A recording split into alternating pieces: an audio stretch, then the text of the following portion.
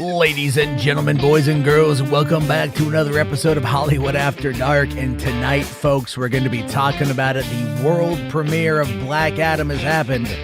Certain things have been discussed. Certain things have been spoiled. And we're going to be talking about all of that in a few minutes, as well as Warner Brothers Discovery in a world of press collateral shit.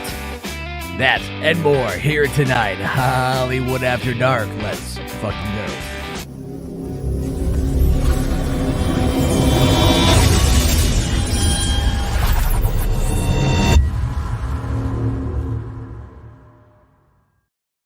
Hey, what's going on, everybody? How you guys doing? Welcome to the party. Welcome to the show. It is once again Hollywood After Dark, the only late night movie podcast here on YouTube worth watching because of me. I'm kidding. What a day it has been. What a very interesting, emotionally charged day it has been. A lot of people out there are really kind of excited, if you will, about what was revealed tonight. And we're going to be talking about Black Adam. We will definitely be talking about look, it's a spoiler, but it's out there now. It's confirmed by Dwayne himself. I have the video to back it up. We'll be talking about that. We'll be talking about what Grace Randolph said and how she got a bunch of response for it. And I'll let you guys know when we get to that particular point because it is definitely something worth checking out. Also, sorry I'm a little bit late tonight, guys. I know I set the stream for 9:30. It's currently 9:45. I was actually watching Halloween Kills. So when I finished streaming last night, I watched Halloween. Today I watched Halloween Kills. Tomorrow night at midnight, I will check out Halloween Ends. I'm very excited to dive into that movie. This trilogy is definitely one that I'm glad I waited to kind of binge watch. Only because I think if I would have watched Halloween Kills last year and it got to the end and I knew that I had a year to wait to kind of complete the story, I would be, I would be pretty ticked off if you guys want my honest opinion on that. But the movies are good. I think my only complaint with this so far, and I noticed it in the first movie too, is how dumb people are. Like, they're dumber than usual. It doesn't make any sense to me. But I think that plays in to a lot of the metaphorical that is kind of discussed in Halloween Kills. And what's funny too is that somebody had actually interviewed John Carpenter recently and asked him what his thoughts were on elevated horror. That was like stuff like the Ari Aster stuff, like Midsommar and Hereditary and those kind of movies. And he goes, I don't even know what you're talking about. Essentially, I'm paraphrasing. That's basically what he said. But then you watch something like Halloween Kills and you go, yeah, no, they're kind of hinting at that as well. There's a lot to do in Halloween Kills with generational trauma and its impact on us and the ripple effect of abuse and trauma and PTSD and how it can impact the consciousness of a town and how it can impact people at certain times of year because of the triggers.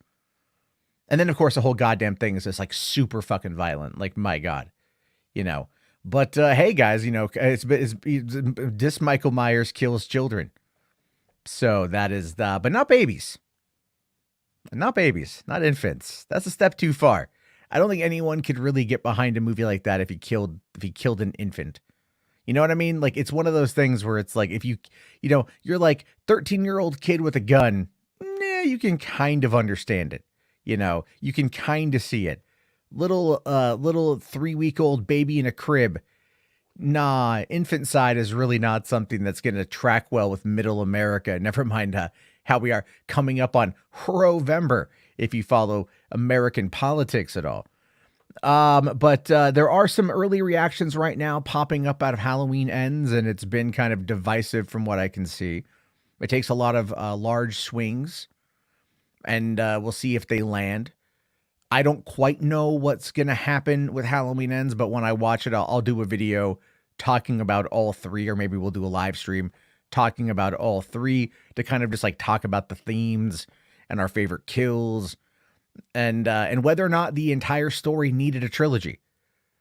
like whether or not it needed to be 3 films. I don't even know if that's really where we are yet, because these movies are like, they're not long, they're like hour and a half, hour, 45 minutes. They're not long. And there's a lot that happens in them. They're pretty dense, but it's also like, could you just kind of combine this into one story? Does it need to be as much as it is? What I personally feel, if I'm being honest with you guys, is that they went back and they looked at Rob Zombie's Halloween from 2007. That was half a prequel story and then half of a retelling of the original film, just kind of sped along. This is something that's kind of, talking about the aftermath of that, but stretching it out a bit more and allowing us more time to live and breathe and just kind of embrace Haddonfield for what it is. And again, the trauma that has permeated there for decades, and people dealing with tragedy, dealing with loss, dealing with regret for actions, and how those actions and how that regret has a ripple effect that does travel and carry with somebody for their lives. So yeah, there's a lot there. Yeah, Batman Superman here says maybe it's time to turn the show into a miniseries. That's kind of what this is. That's kind of what this is. So there's that. I must have forgotten the Dawn of the Dead remake. What are you talking about? He didn't kill a baby because a baby's not a challenge to him. Dude, was the kid in the skull Halloween mask from Kills, was that a challenge to him? No. You know what I mean? Like it like no. Was Little John a challenge? No. You know what I mean? Like it's just said it is what it is. Christian Harloff here apparently has said that Halloween Ends is better than Halloween Kills. I liked Halloween Kills. It wasn't like perfect by any means, but I had fun with it. No, it's not. It's Provember. It's Rovember. It's Roe v. Wade. It's something that a lot of lefties are pushing right now. So there's that. Yeah. I'm not knocking the Dawn of the Dead remake. I very much love Zack Snyder's very first feature film. I think it's great. I love the movie quite a bit. I thought it kind of reinvented the zombie genre here in the United States. That and 28 Days Later, which came out the year prior, were fantastic zombie films, albeit like, not shambling zombies, but more like a bit more spry, and yeah, I really enjoyed it. I enjoyed both of those. Although I'm not a big fan of the some of the straight to video sequels. Although the Tom Savini directed, Tony Todd starring Night of the Living Dead remake is really, really, really good. I do love the original 68 movie as well, but I thought the Savini one was good too. Yeah, that's right. They killed a baby zombie in Dawn of the Dead. That's right. But I mean, in Halloween, there's a baby. He doesn't kill the baby, and I'm glad for that. Ralph Stubbletits here says the flashback to 78 was the best part of the kills. See, but again, that was like setting up what's going to come to the end. Right? That's what I'm talking about with like the ripple effect. That's what I'm talking about with like generational trauma. There's a lot of that. Let's see. Music Man here says, I was looking at it from a psychological point. I think for Michael, he likes his prey to run or to fight back, something like that. I don't know. I mean, like, sure, I can see that. But I will say, like, the final little bit of Halloween Kills was great with the townspeople. I thought that was pretty awesome. I really enjoyed it. Reed here says, I'm officially going to Waverly Hills Sanitarium on my father and son road trip. I'll let you guys know if I see any ghosts, and the Spirited trailer looks like fun. Well, you're going to be, oh, cool. You're going to go to, I don't know much about Waverly Hills Sanitarium. You see, I'm on the West Coast. Sanitariums ain't our thing out here. You know what I mean? Like back on the East Coast, you fuckers have got a lot of, of those kind of buildings. You guys have got a lot of those kind of abandoned locations. We here on the West Coast just don't have that, unfortunately. But speaking of Spirited Away, well, before then, yeah, hold on here. The Dr. Loomis was not a deep fake. It was 100% makeup. It looked amazing. Yeah, it looked really good. Dr. Loomis looked really good. I really enjoyed that. All right, so this is, he mentioned Spirited Away, or Spirited, not Spirited Away. That's a Miyazaki film. This is a new kind of retelling of the Charles Dickens' A Christmas Tale, or A Christmas Story. It's Christmas Tale, right? And it's got Ryan Reynolds and Will Ferrell, and it's coming to Apple TV Plus this December after a brief stint in theaters in November. I haven't watched this yet, so let's give it a check out.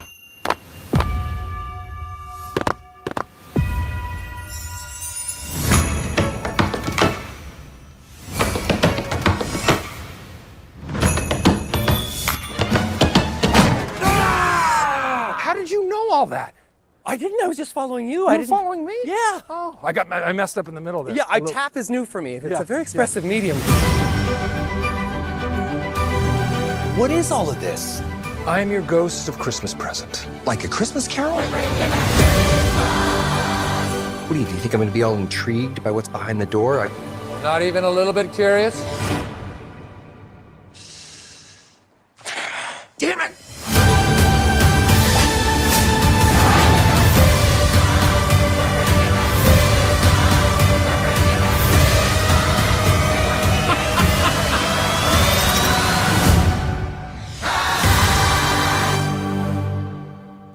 My first save? There was this little sick kid. What did they call him? It was Tiny Tim. No. Sweet kid, one crutch. No. Little Larry. No, Tiny Tim. Micro, super small Steve. Holy.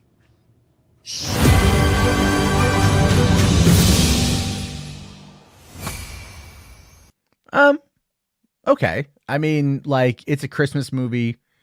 I kind of agree with Vince here. Apple's been putting out some good stuff lately. They have been. I don't know how this looks. We'll have to wait to see how the reviews pop in. But the thing I really enjoy about this is while they were filming it, they were also doing some TikToks, and this is where we got. This is great. This one's really, really, really funny. If you haven't seen this, I actually was singing this to my kids yesterday, just like this too, because of Will Ferrell's part. This is one of the reasons why I want to see this. If this kind of humor, at least for me, is somewhat in this movie, it could be worth checking out. But let's give this a watch. I could be blue, I could be violet sky, I can be hurtful, I can be purple, I can be anything you want. I could be brown, I could be blue, I could be violet sky, I could be hurtful, I could be purple, I could be anything you like. I could be brown, I could be blue, I could be violet sky, I could be hurtful, I could be purple, I could be anything you like. I could be brown, I could be blue, I could be violet sky, I could be hurtful, I could be purple, I could be anything you like. I could be brown, I could be blue, I could be violet sky, I could be hurtful, I could be purple, I could be anything you like. I could be brown, I could be blue, I could be violet sky, I could be hurtful, I could be purple, I could be anything you like. I just see, for me personally, I got a real kick out of that when I saw it. For one, I just love, it's a Grace Kelly song. I don't know. It's, what it is. It's, let's see. It was a TikTok trend, right?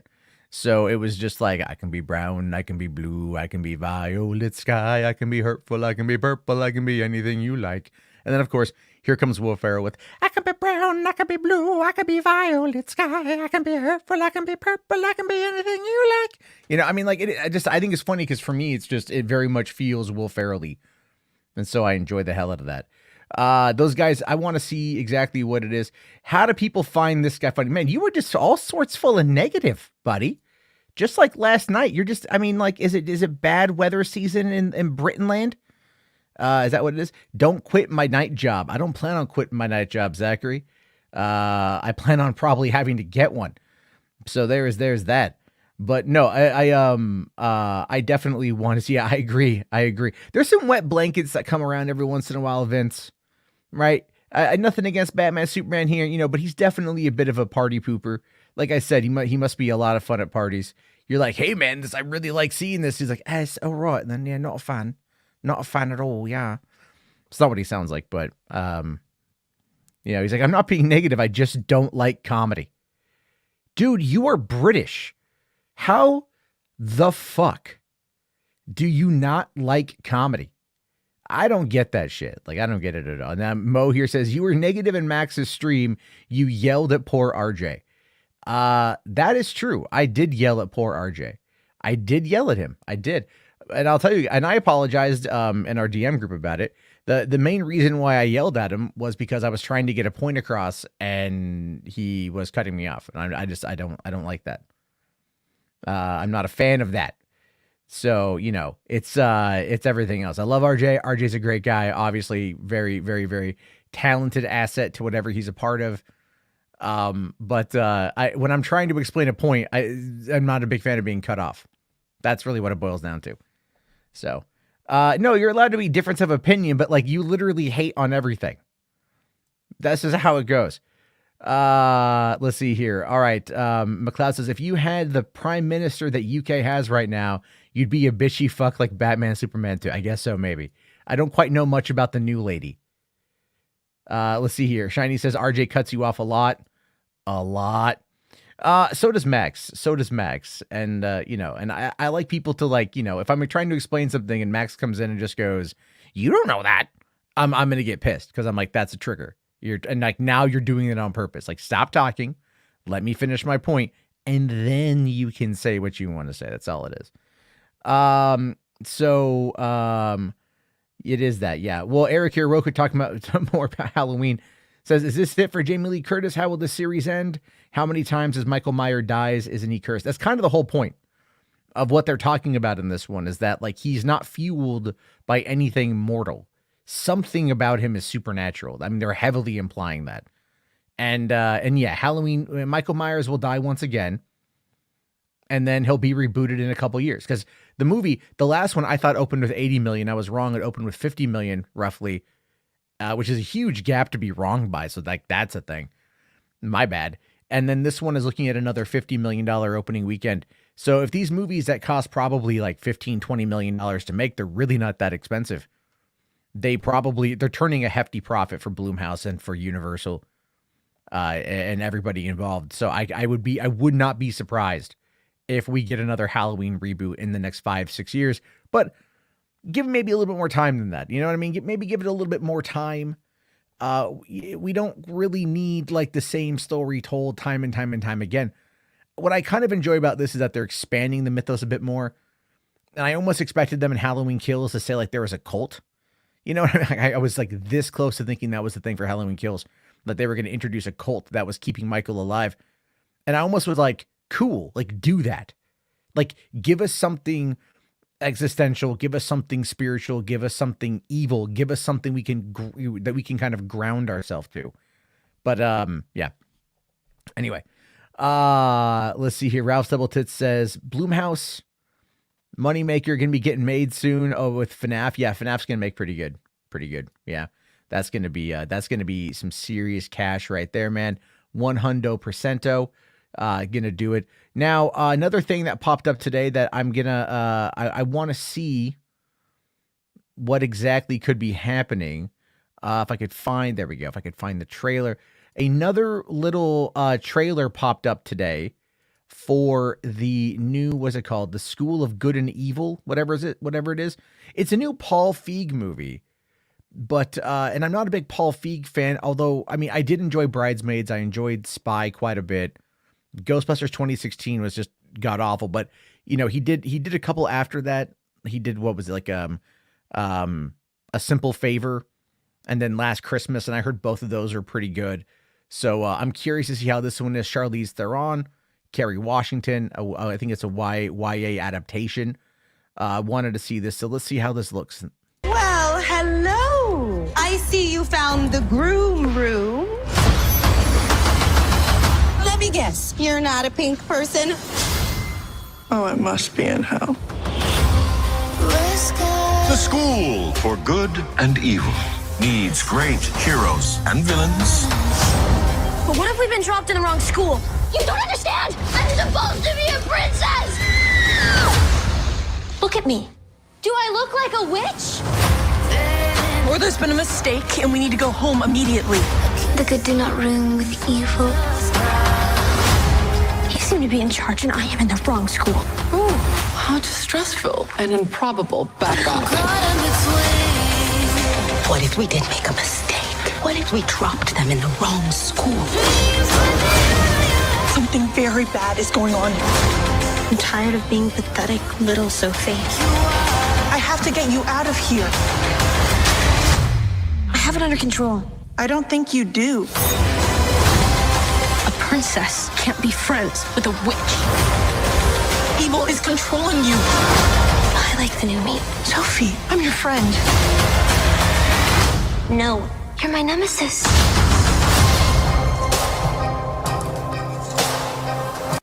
I mean, all right, that doesn't look terrible. Let's see, screenplay by David McGee and Paul Feig. Okay, at least it's not written by Kate Dippold there. Joining us is Chris, the bipolar Jedi. What's going on, Chris? How you doing, man? Hey, Maddie, I wasn't expecting a link. Thank you. Yeah, I figured you and I get along pretty well. We're pretty amiable. So Yeah, I was also excited about this stream because you and I kind of feel the same way about it. I mean, we're both happy to see Superman back, but yeah. There's just a couple other pieces of quick news to get through before we get into all that stuff. You know how it is. You got to prime the pump, right? Absolutely. Bury the lead. Fuck it. Yeah, I always bury the lead. It makes people fucking wait. There's a reason why these streams get like an average of about a half-hour watch time. Exactly. People are just like, fucking god damn it, Matt, get to the fucking point. And I'm all like, no, you're in it like I am, bitches. But don't worry, we're not doing those 3 hours. Until you eat your we're not doing the 3-hour streams though. I'm scaling back on that so I can actually watch some more content. Like as you know, I did watch Halloween and Halloween Kills. We've been talking about it off and on. So I've been talking to you about it on Twitter. I don't know what's happened. You're not one of the casualties of the Twitter thing, are you? I don't know what happened on Twitter. Yeah, a bunch like thousands of people got banned, just banned. Phil, Eddie, a bunch of people just got banned. I was hoping you weren't one of them, you know? I mean, I kind of hoping I am one of them. You kidding me? It's like fucking, I am more than happy to be banned off of Twitter. That shit just ruins my day anyway. It's more time for Monkey Island. Is that what it's called? Monkey Island? Yeah, I guess. I haven't played it in a few days. I need to dive back in because this monkey motherfucking island, man. But one thing that did actually pop up today, were you hearing at all about the Ryan Reynolds, TJ Miller fallout from the other day? I heard they had like a little squabble, but I didn't know what it was about, you know? Well, there's basically TJ Miller got fired. Well, TJ Miller got fired from Deadpool 2. I mean, the movie was already basically coming out, and he ended up getting arrested for allegedly calling in a bomb threat on a train. Wait, what? So, well, not that he called in a bomb threat, that he called, sorry, I'm getting that wrong. He called the authorities claiming that somebody else had a bomb. And that's still allegedly, a bomb threat, Maddie. That's the same shit. Well, yeah. I want to make sure I worded it correctly, and I believe that's pretty accurate. I mean, so what it was apparently is he was drunk on a train, and there was a woman who he got into a thing with or whatever, and then he made the call. He was arrested. Subsequently, like that was the whole joke. You know, he was taken off of the Deadpool 2 press tour. They didn't remove him from the movie because at the same time, Kevin Spacey had been busted. They replaced Kevin Spacey with Christopher Plummer, and there is actually a Christopher Plummer joke in Deadpool 2, somewhat referencing this little situation. But ultimately, with TJ Miller, the charges were dropped. So that they were there. So he never went to court for this alleged threat, right? So legally speaking, it didn't happen. And Ralph's double tits. He goes, well, there goes TJ's career. Well, I thought so too. But no. TJ Miller he's been in a few projects. He filed the false police report. That's right. So he fucked up a little bit. He's also been accused of like sexual assault when he was in college. That happened around the same time. That, of course, has also gone nowhere. But the other day, he was over on the Adam Carolla show, and they were talking about Ryan Reynolds. And he said, I will not work with Ryan Reynolds again. And he talked about this very specific incident on the set of the first Deadpool. Like, if you watch the first Deadpool, there was a part where Weasel and Wade were just talking all this shit to each other. Yeah. And it was meant to be in character and whatever. But, I mean, there's a lot of outtakes on that shit. And I guess one of them was like the last one that they did, according to TJ. Ryan laid into TJ, but not as Weasel, laid into him as TJ, as himself. And apparently, according to TJ Miller, it was just like this absolute, like just destruction to his core sort of thing. Like that's how bad it was. It was so mean spirited that it really made him like upset. And other people as well apparently caught on. And that's why he says that like, and he goes, look, nobody wants to call out the funny guy. nobody wants, and he made mention of like, ever since Ryan Reynolds kind of made it big with Deadpool that, no one's really going to call him out on this stuff. But he said it there and it ended up making the rounds and a lot of people were talking about it. And of course the headlines just said TJ Miller vows to never work again with Ryan Reynolds and everything else. Well, today we find out that TJ Miller says that Ryan Reynolds contacted him over the misconstrued comments and the two of them actually made up. Well, that's good. I like TJ's funny. I mean, he's nowhere near the caliber of an actor of like a Ryan Reynolds, but I do like TJ, so that's cool. Yeah. Maybe we'll get him in the buddy cop Wolverine. I'm happy about that. Oh yeah. No, there's definitely, I'm really hoping that we do, but I don't think that we will, to be honest with you, but I'm hoping that we do because well, I really else just, would Ryan contact them? Well, he contacted him over because again, Ryan Reynolds is very protective over his image. So there's really, a lot of people in Hollywood are very overprotective of their image. They don't want anything to come on out and to make them look bad. And I get it, right? Like if a story spreads, right, and it makes you look bad, it might lead to you losing jobs or to losing gigs or whatever, right? Yeah, absolutely. In Hollywood, protecting your image, that's the game. You've lived in LA, you know that. That's the game, man. Like when I was who was it? When I was hanging out with one actor, I won't say who it is, but it's like one actor I was with, and he was involved in a controversy. It was really mild. Sean Connery. It wasn't Sean Connery. I've never met Sean Connery. That's a just give me a little spank on the ash. You're best. Losers always whine about their best. Winners go home and fuck the prom queen. I can't do I can do English, but I can't do Scottish. Yeah, Carla was the prom queen, man. But no. So he's telling me that like he was doing some stuff that got canceled and ended up he was investing into something like a comic book. And the comic book got canceled, but he had already invested like 15 grand into it. And so he ended up having just to eat that cost, and you're like, all right, well, at the time he was a star on a popular television show. So it's like he's making 15 grand ain't shit. Yeah. But it's the idea there really the idea there is that you're going to lose stuff and that you could lose favor. You could lose a lot of favor with a lot of people, and that could impact getting jobs down the road. TJ Miller at this point, like he also in the interview with Adam Carolla talks a lot about why he doesn't want to do Deadpool 3, even if they asked him to do it, why he left Silicon Valley. He doesn't want to be ever bogged down by this. He doesn't ever want to be seen as being lazy or being seen as not trying. He talked specifically Silicon Valley is all like, he's all like, yeah, if that show went 7 seasons, like what if Ulrich was shitty in season 7? Like, oh, I loved you in season 1, but by the end you were just phoning it in. Yeah. And he doesn't want to be seen like that. So he just chose to exit the show. And he's like, look, HBO was really gracious. HBO did give him a comedy special. I do think it bombed pretty bad, actually. I loved him in She's Out of My League. Oh, I love TJ Miller. Yeah. I have. Like Cloverfield's one of my all-time favorite movies. Of course, him being HUD.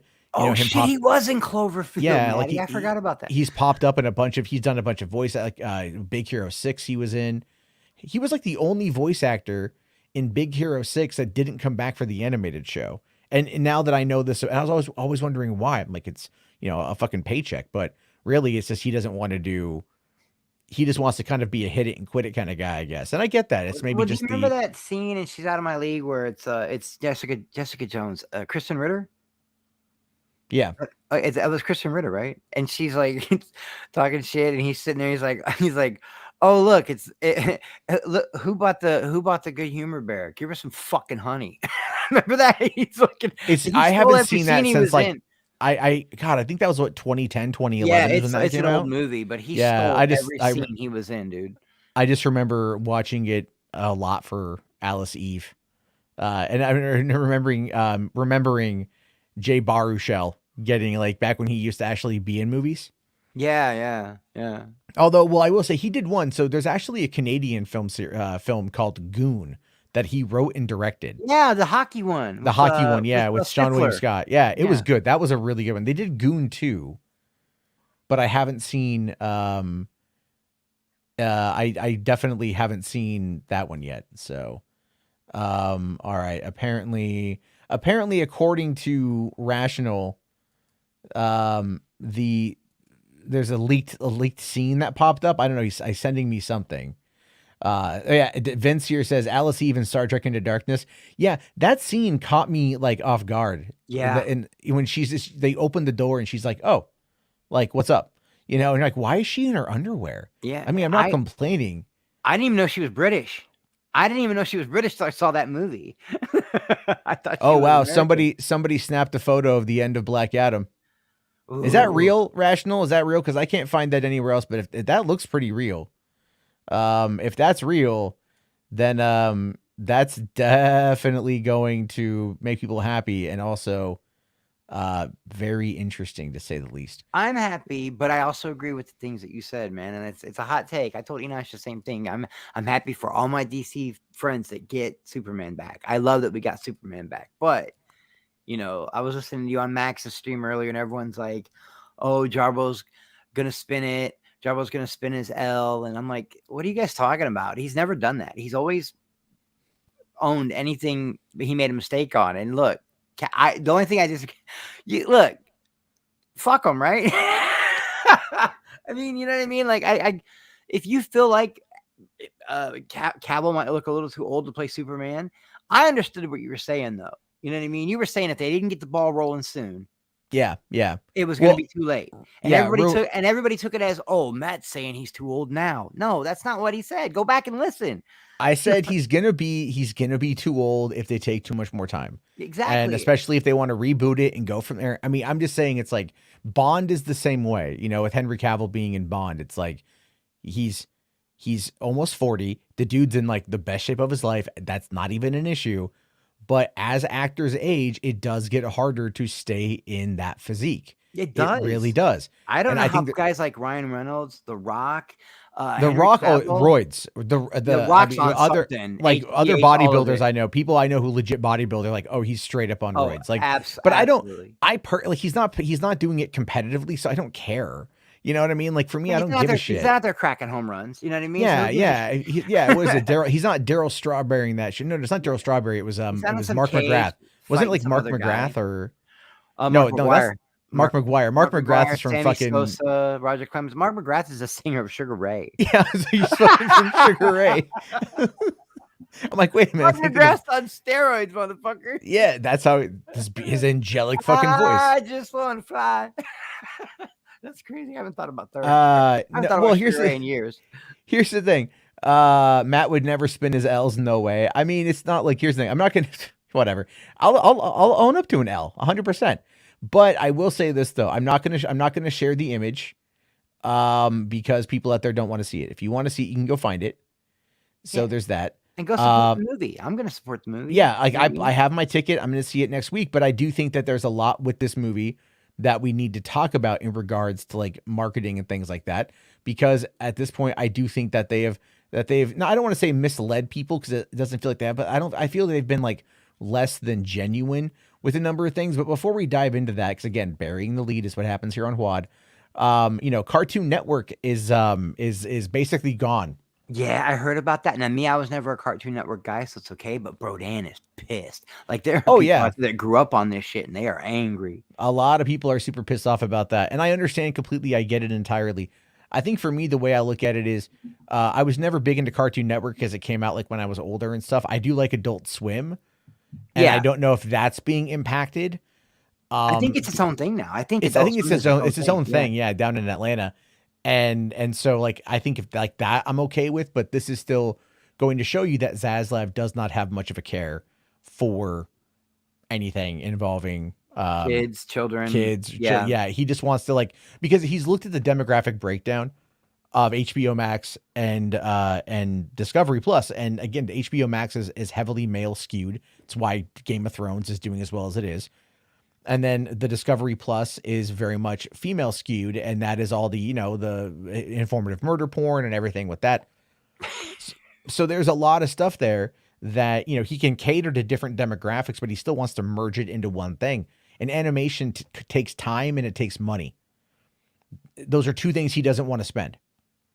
especially right now if he's trying to get it underneath. Like, if they're trying to find like that $3 billion in savings. Yeah, And well, they're 50 billion in debt, bro. That's yeah, bad. well, and also, I mean, they're 50 billion in debt, but he still promised 3 billion in savings, which is why we're seeing a lot of this kind of shit happen the way that it's happening.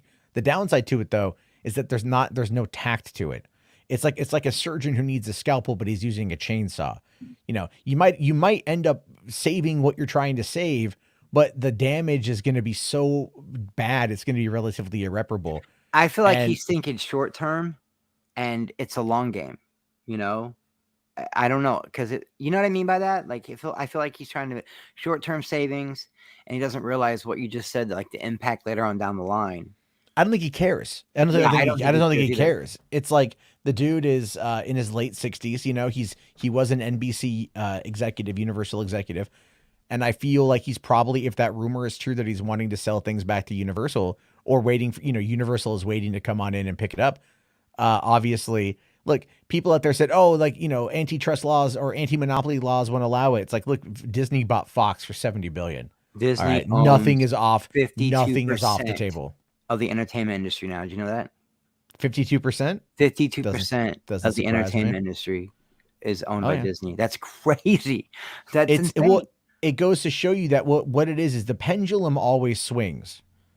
And so the pendulum 15 years ago was heavily aimed at like independent content. You know, it was like independent animation, independent films, independent stories. And that pendulum had come back after the early 90s. So kind of every 10 years it swings. I remember that. You know what got me into indie films?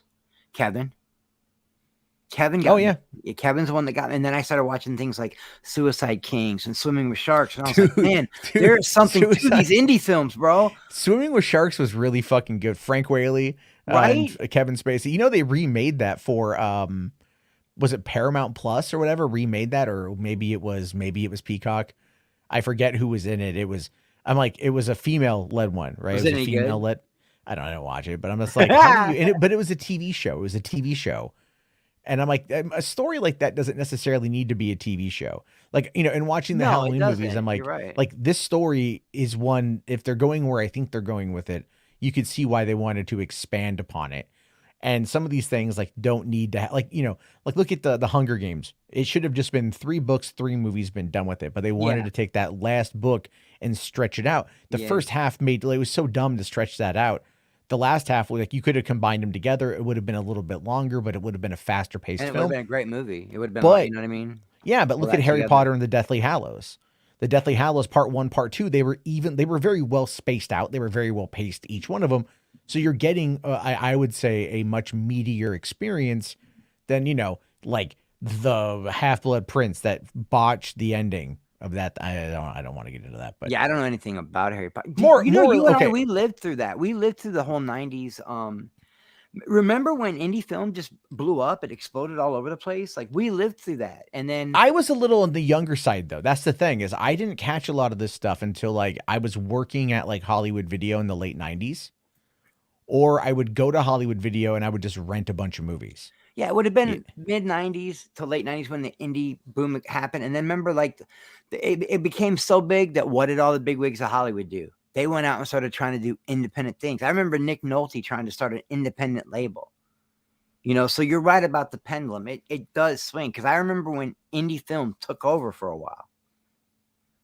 Like people would go straight to that. Because I remember Blockbuster and Hollywood Video, they had a whole wall of just indie stuff. Remember?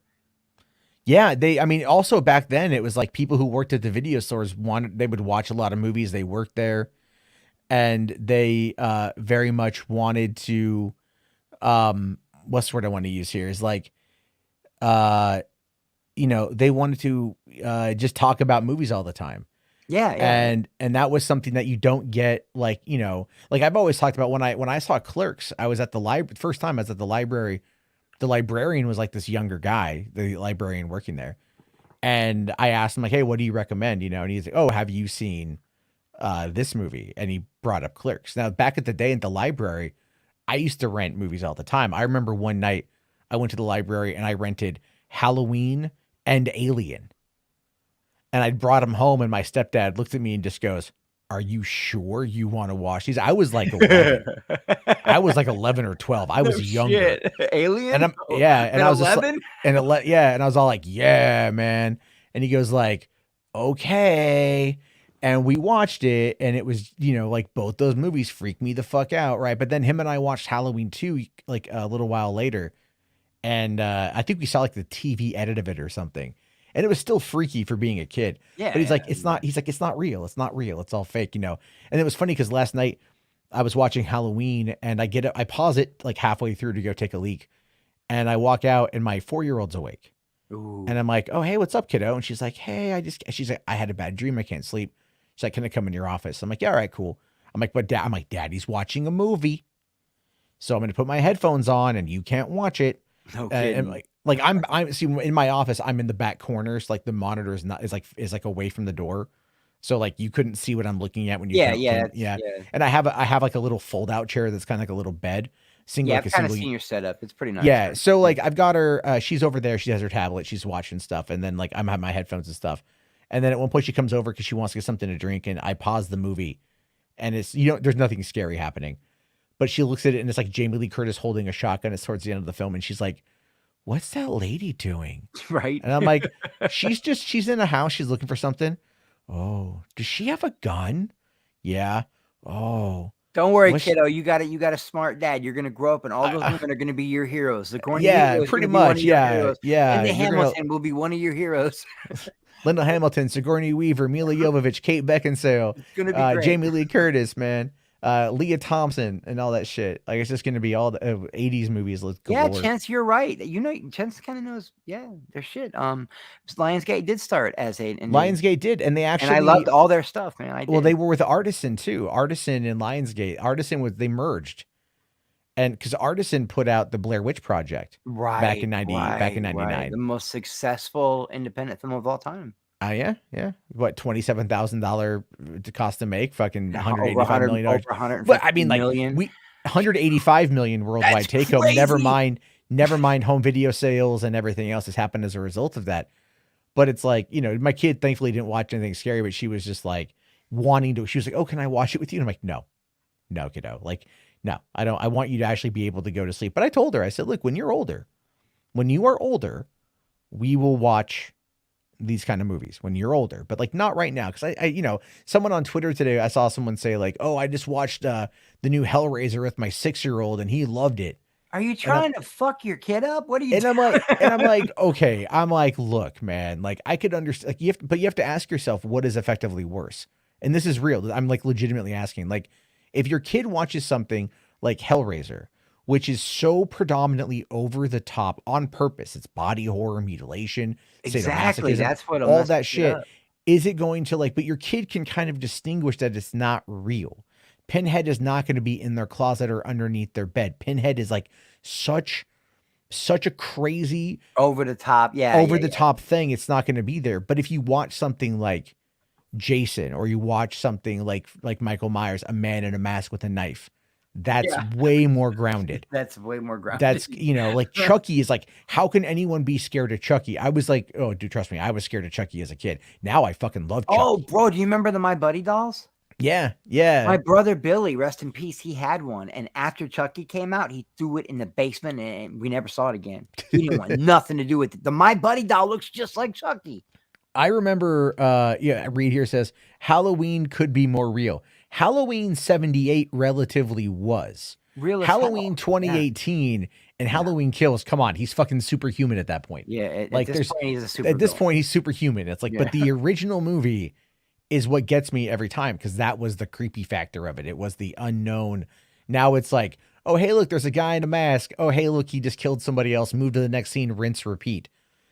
That's my big complaint with those movies is it's just like, okay, I like the story, but like, can we get back to the story on this? I was okay with 2018. I knew when you watched Halloween Kills, you were going to like it, but I knew you were going to have problems with it because you do have to really disconnect and suspend this. But the hospital shit is crazy, Matt. Actually though, but the thing is though, the mob mentality is very real. I like that part. I like the part quite a bit because the guy, I thought they were going to like kill that dude.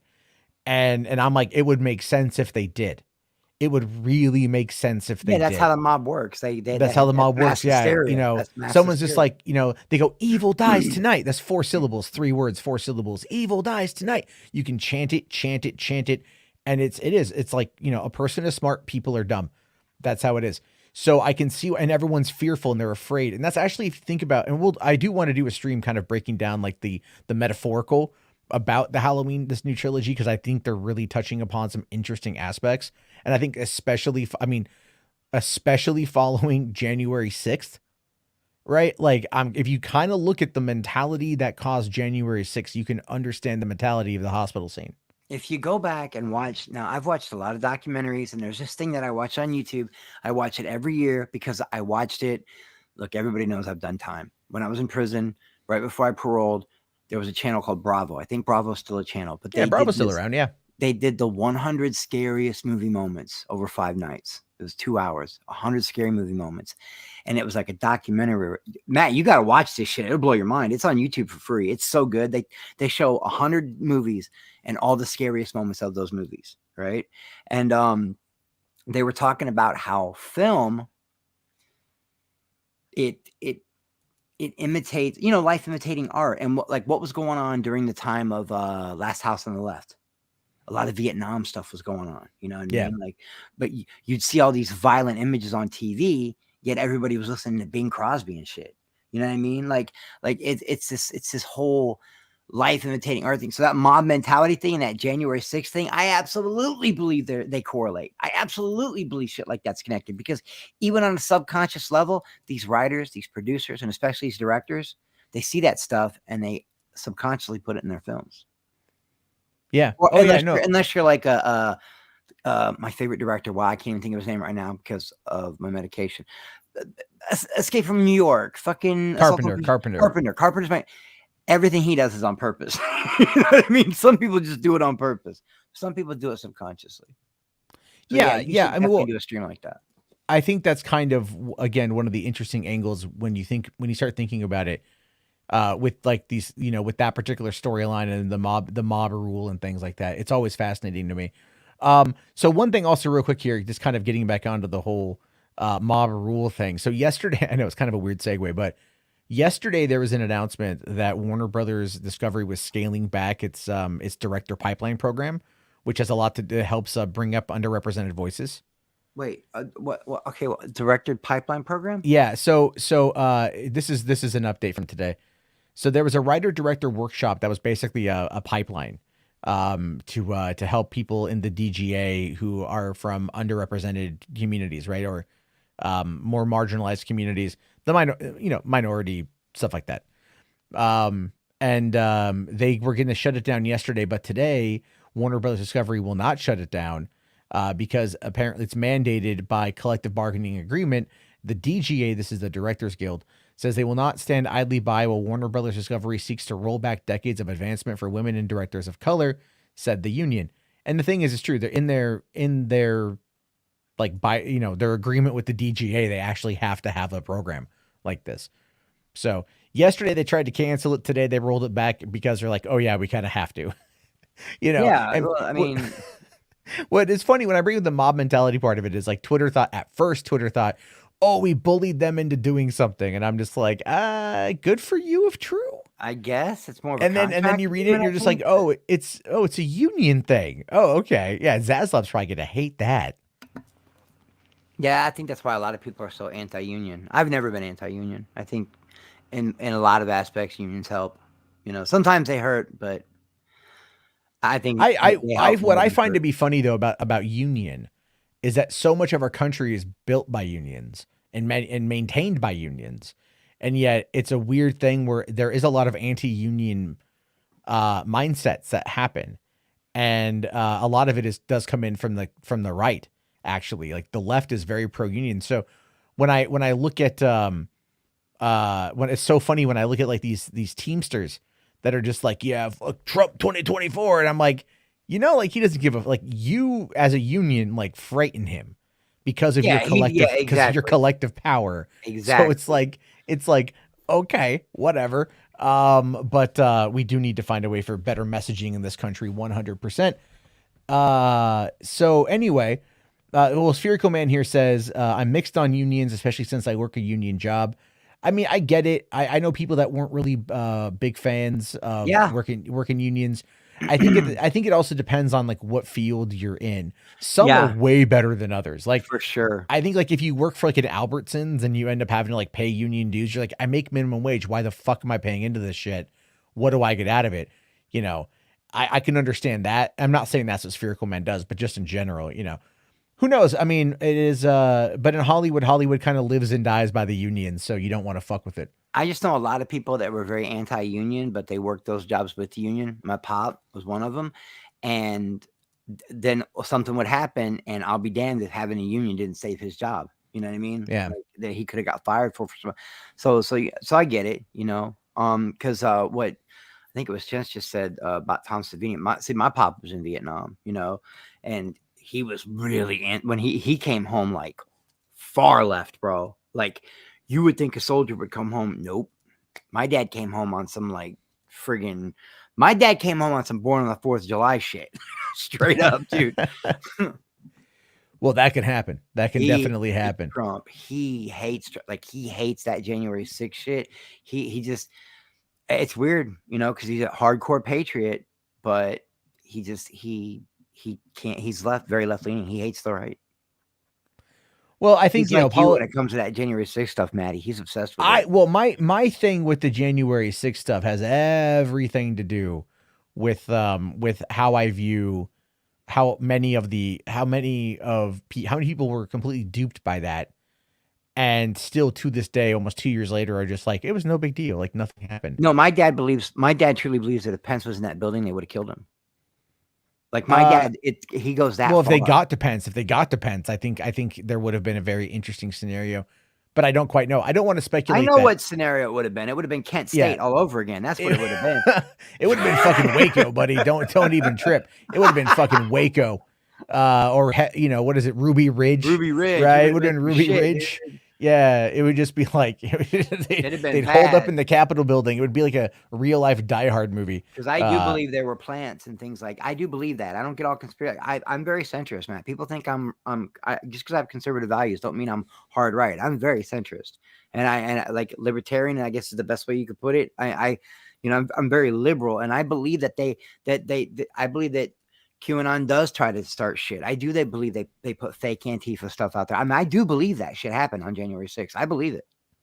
Oh yeah. Well, I mean, QAnon has basically been proven to be just one guy now. We know who Q is.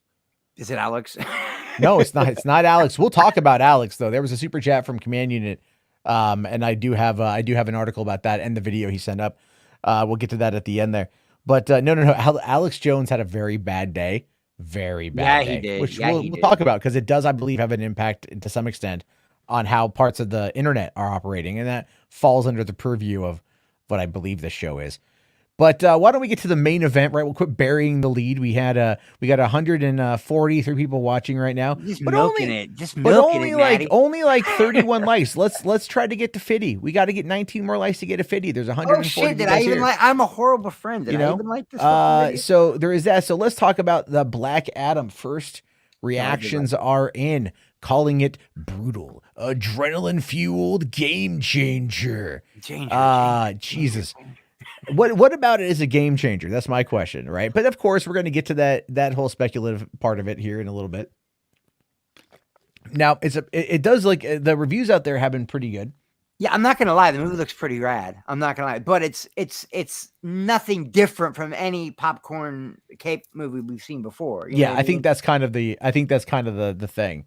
You're right. It's like, this is like, how do you expand upon the genre now that we're so many years into the Marvel Cinematic Universe machine? Well, did you see the one tweet where they said this tops Endgame? And I'm like, no, it doesn't.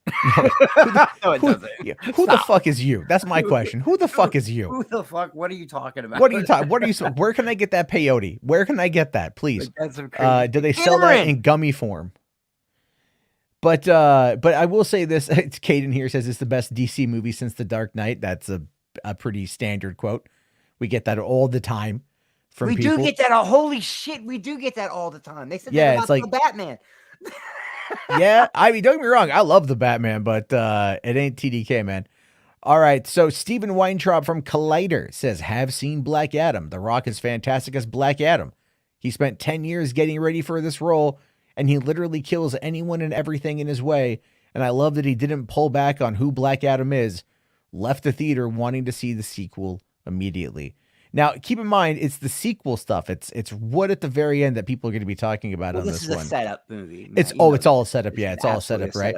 As I said, I put out a TikTok today or YouTube short even that I asked the question: is Black Adam just a $200 million commercial for Superman? I saw that. Yeah, I did see that. And it's Max, Max didn't like it. Of course not. Of course not. Because I challenge his worldview. But I'm like, I'll always back my stuff. I always back up everything I can with as many facts as humanly possible. All right. So Paul McGuire Grimes here just says epic on every level. Okay. I will say the last one you read though, Maddie, if that's true and Black Adam doesn't pull back and he kills it, I'm going to love this movie. Sure. That's I mean, the scene where he just eviscerates that team of mercs, like, looks cool as shit. So I want to see that.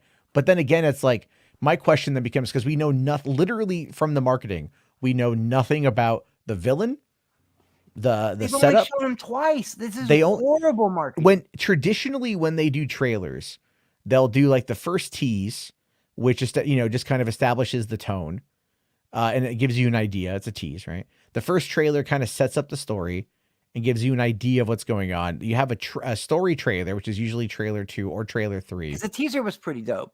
The trees, yeah, but then all the other trailers just, I mean, they expanded to show the JSA, and then and all the marketing. The wind out of the sails, didn't it? Like, yeah, when you realize that it just rips off fucking X-Men. Not only that, no, we were talking about that on the internet stream. Plus the scene with the plane, that's totally Iron Man. Yeah. Oh yeah. Completely. You know what I mean? Completely. Yeah. So we're not seeing anything groundbreaking or super new, but everybody's happy to have this, and we're all happy to have Superman back. So I understand exactly what you were saying in that short you did. Yeah, I mean, like, if we get it, again, I can't say it's confirmed because we haven't seen it, but I've also said that if Henry comes back as Superman, I'll be more than happy to take the L on that because I'm looking forward to it. Yeah, we all said we'd be happy to take that. Yeah, but it's so funny. People are just like, they're desperate to get me on this L thing. They're all like, "Oh, you got to cope," and I'm like, I'm totally fine with being wrong. Like, if stuff changes, stuff changes. We'll keep going into this though here. Eric Davis from Fandango says DC's Black Adam rocks, tons of action, characters you're instantly invested in, and terrific pacing. Dwayne Johnson finds a great balance in being menacing and badass, but also empathetic. Especially loved Aldous Hodge's Hawkman and Pierce Brosnan's Dr. Fate. More JSA movies, please. Well, I mean, that's kind of what they've been going for. Is they want to establish all this stuff here. And then Joseph Deckelmeyer says Black Adam is a game changer. This is the DC Comics movie I've been waiting for, and it did not disappoint. The Rock is electrifyingly brutal as Black Adam. This is what I wanted Black Adam to be. The action in the film is nonstop, and seeing the JSA on the big screen was a thrill. Notice how no one's talking about how the story was any good. A couple of people said that the action was great, but the writing wasn't good. There are tweets of people saying that. I've seen. Hopefully that will be in here. Grace didn't like it at all. We'll get to the Grace stuff. I have those screenshots. So Grace, yeah, she actually makes a really good point.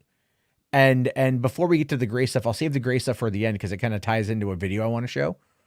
So the Illuminati here says Black Adam kicks off the DCEU's new era in a big way. The Rock electrifies as Black Adam and is absolutely brutal in the best of ways.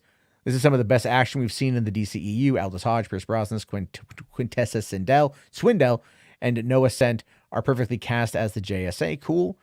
Brendan Davis here says Pierce Brosnan kills it as Dr. Fate. He steals scenes and is charismatic as ever. Aldous Hodge's Hawkman leaves a lot of meat on the bone for future stories to dig deeper. His action scenes are terrific. Black Adam relies on action, lands on some humor, and it's badass. Now, when I said earlier on that we're going to be calling out some of the shills here, right? Some of the shows. I want to call out Brendan Davis. I want to call out Brendan Davis here. Now, I know he works at comicbook.com. I get it. He's a fan. I get it. I understand that. But look at this. This was him today. He's on the airplane flying to New York from Tennessee, which is where he lives. He's got a Black Adam shirt, and you see those headphones right there? Headphones. Yeah, those are the Project Rock Brahma, Under Armour collab headphones. Those things are $300. Wow. Now, looking at this shirt and looking at those headphones, both being branded by the same overall parent company. Oh, he's right, marking out, and he's been, he's been kickback. Yeah, but bro. my question though is, did he pay for those headphones? No. So like, acknowledge that shit. You know what I mean? Like, I don't believe. Do you think he paid for the headphones? No, I don't think he paid for them. No, I think. I don't feel bad saying that. I don't feel bad saying that. I don't either, because I think that access media has become a sickness. I mean, like, it's when I went to LA for the Rise of Skywalker, we were at the El Cap, and they had a little tub of popcorn and a 20-ounce soda, and that they gave us that, and like they gave you snacks, and obviously like that's meant to help out, but but they will send people like these kits. Like, you'll see these outlets get these collector kits for like when movies come, like when Halloween 2018 came out on home video.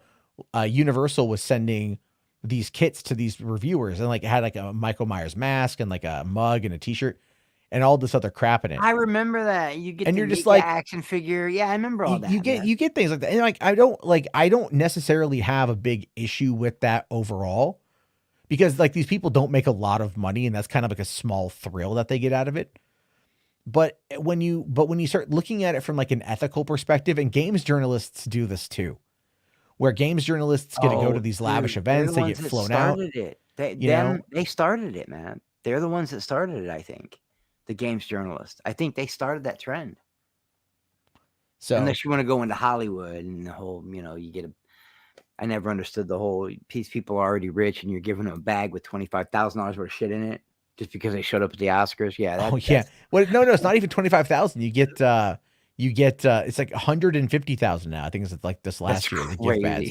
If you get invited to like present at the Oscars, they'll give you a gift bag worth $150,000, and I'm like, you got to pay taxes on that shit.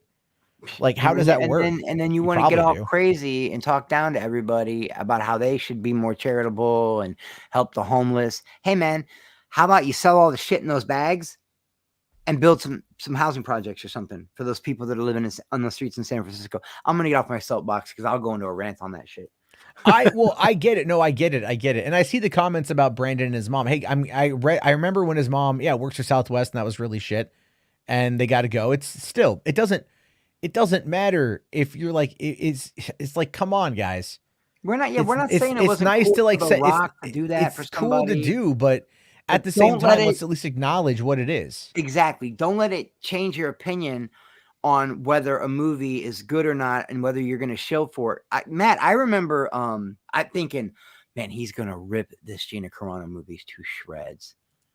And you didn't. You gave it a totally fair set. Yeah, like you did a totally fair review. I thought you were going to rip it to shreds, bro. I mean, I know. I gave it a fair review. I'm like, all right. Like, there's elements of it that I thought were enjoyable. I thought the acting wasn't the bad guys I thought were okay. Yeah, dude, that one guy killed it. The main bad guy. Yeah, Nick Surchi's a good actor. Total right winger. We would never agree on anything, but he's a good actor. So I'm just saying, like, you can do that. The problem, again, here's the problem with this, Chris, and I swear, this is the problem with like access. I don't want to say access media necessarily, but it's like, for some reason, when it comes to people, like, especially in the sphere of The Rock and other elements of entertainment, sports, whatever, there is a real large inability to hold people to account. And it's not even when you hold someone accountable, it's not even, I don't mean like through cancellation. I don't mean through anything like that. No, what I mean is just like, hold them accountable. Be like, look, if you want people to trust that you are being, that you're being truthful, it's like, let them know, like, I was sent this, I was given this, I was shown this. Maintain, it doesn't matter how much. Look, just maintain your integrity no matter what. Yeah, and so no matter how much free shit you get. Yeah, so it's like, look, if The Rock is sending Brendan Davis and his mom to the premiere, and like, because of the way Southwest treated her, that's very sweet of him to do. But it shouldn't, but the question then becomes, does that have impact on what he's saying? I can't truthfully, if I'm being honest, and I'm being honest here, I cannot truthfully sit here and say that is 100%, like that does not have an impact. Now, Brandon is generally like, he's a plucky guy.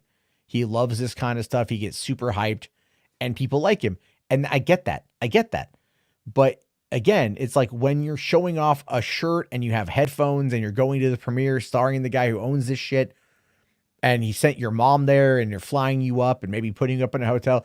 It's hard to look at that and really not ask for this particular post here to have #ad on it because you're getting so much free shit that you got to ask those questions.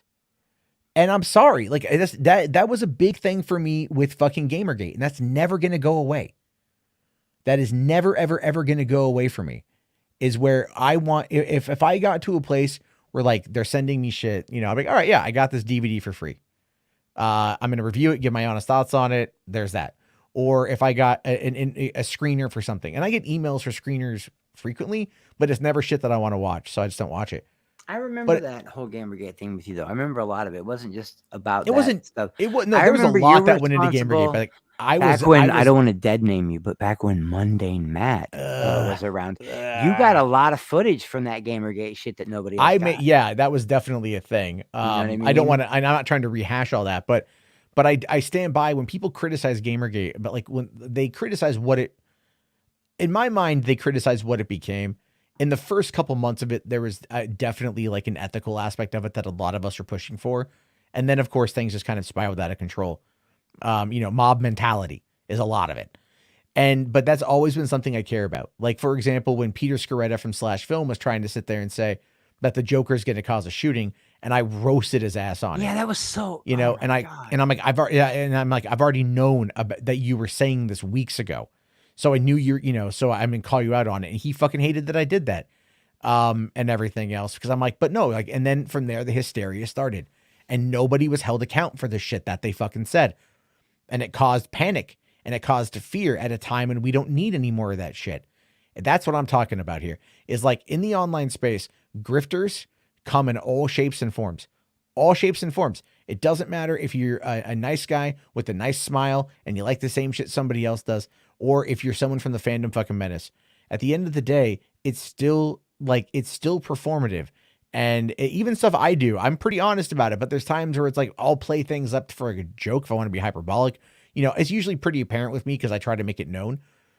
But really, it's like a lot of these people, I don't have a problem with anyone going to the premiere. I don't have any problem with that. Like none whatsoever. It's just like, what else are you getting in the process of that? And I'm not talking food or drink or anything, because they always cater these events, Yeah. And they want people to get liquored up, and they want people to be, I went to the Xbox press conference in 2004. The year that they announced the Halo, before Halo 2 came out. Oh, the E3 thing. The E3 thing. Yeah, they gave us they had like a full on little like buffet sort of thing. Swag. Kebabs and shit. Not swag, but they had food, man. They had fucking nice. Food. And like I was Halo drinking, swag. Those fuckers. No Halo swag, unfortunately. But I was like doing shots of fucking vodka, man. They had this like booze out there. That's sad though. You're at E3. They're announcing. I remember going to GameStop and getting Halo swag. They don't. Swag. Well, the swag back then's a little bit different. Like. That's right. It's 2004. I don't know what. Yeah, the swag. I still have. I was wearing I have a Mecha Salt 2 shirt that I still wear. That's from E3 2004. I still have 2 Fable t-shirts. I have a black one and a white one, both the good and the bad. Yeah, I did. Yeah. But it's like Mecha Salt. I played Mecha Salt 2 more than one, but like they were give out actually good t-shirts a long time ago. Not so much anymore. But anyway, back to the whole thing with this. All I'm saying is just like, I would prefer it if there was more, like if there was what, you could see is like more honesty. These reactions are coming out of the movie. Their endorphins are high. So wait for the actual reviews to drop. Because the question then becomes, will the reviews be as good as these reactions? And I don't know. I mean, it's kind of, we'll have to wait and see on that one. We got Ben Rolfe here. We looked at, no, we didn't look at this one here. Oh, before I forget. Yeah. Because you were talking about t-shirts, I just wanted to say, I forgot to tell you earlier, the Pip-Boy hoodie. So dope, bro. Yeah. So dope. So many I don't know how you got it, but it's so dope. JC Penney. Okay, go back to what you were saying. I just want to forget. I got that J.C. Penney fall of 2015. That's an excellent. It was the hoodie. last hoodie in XL. And so good. I still rock it, dude. I get compliments on it. I'm surprised that it hasn't fucking faded in 7 years. No, I saw you wearing it in the short, and I was just like, "Ooh, I gotta." Oh no, I wear it like I wear it like every day. That's like awesome. during the fall and winter and shit. Like I'll wear it when it's like cool out, and it's like the fact that the colors have held for 7 years. That is almost unheard of for like mass retail clothing, you know? So, but it's, I love Fallout. I'm a big Fallout fan. Anyway, so Ben Roll says that Black Adam is DC's most action to date. It's a nonstop thrill ride. That's all about spectacle, and it knows it. That kind of frightens me a little bit. There's barely any time to breathe or even talk. The Rock is perfect as Black Adam, plus Pierce Brosnan is the standout. The film will leave fans buzzing. So it's spectacle over story, and there's barely any time to breathe, so it's running at breakneck speed.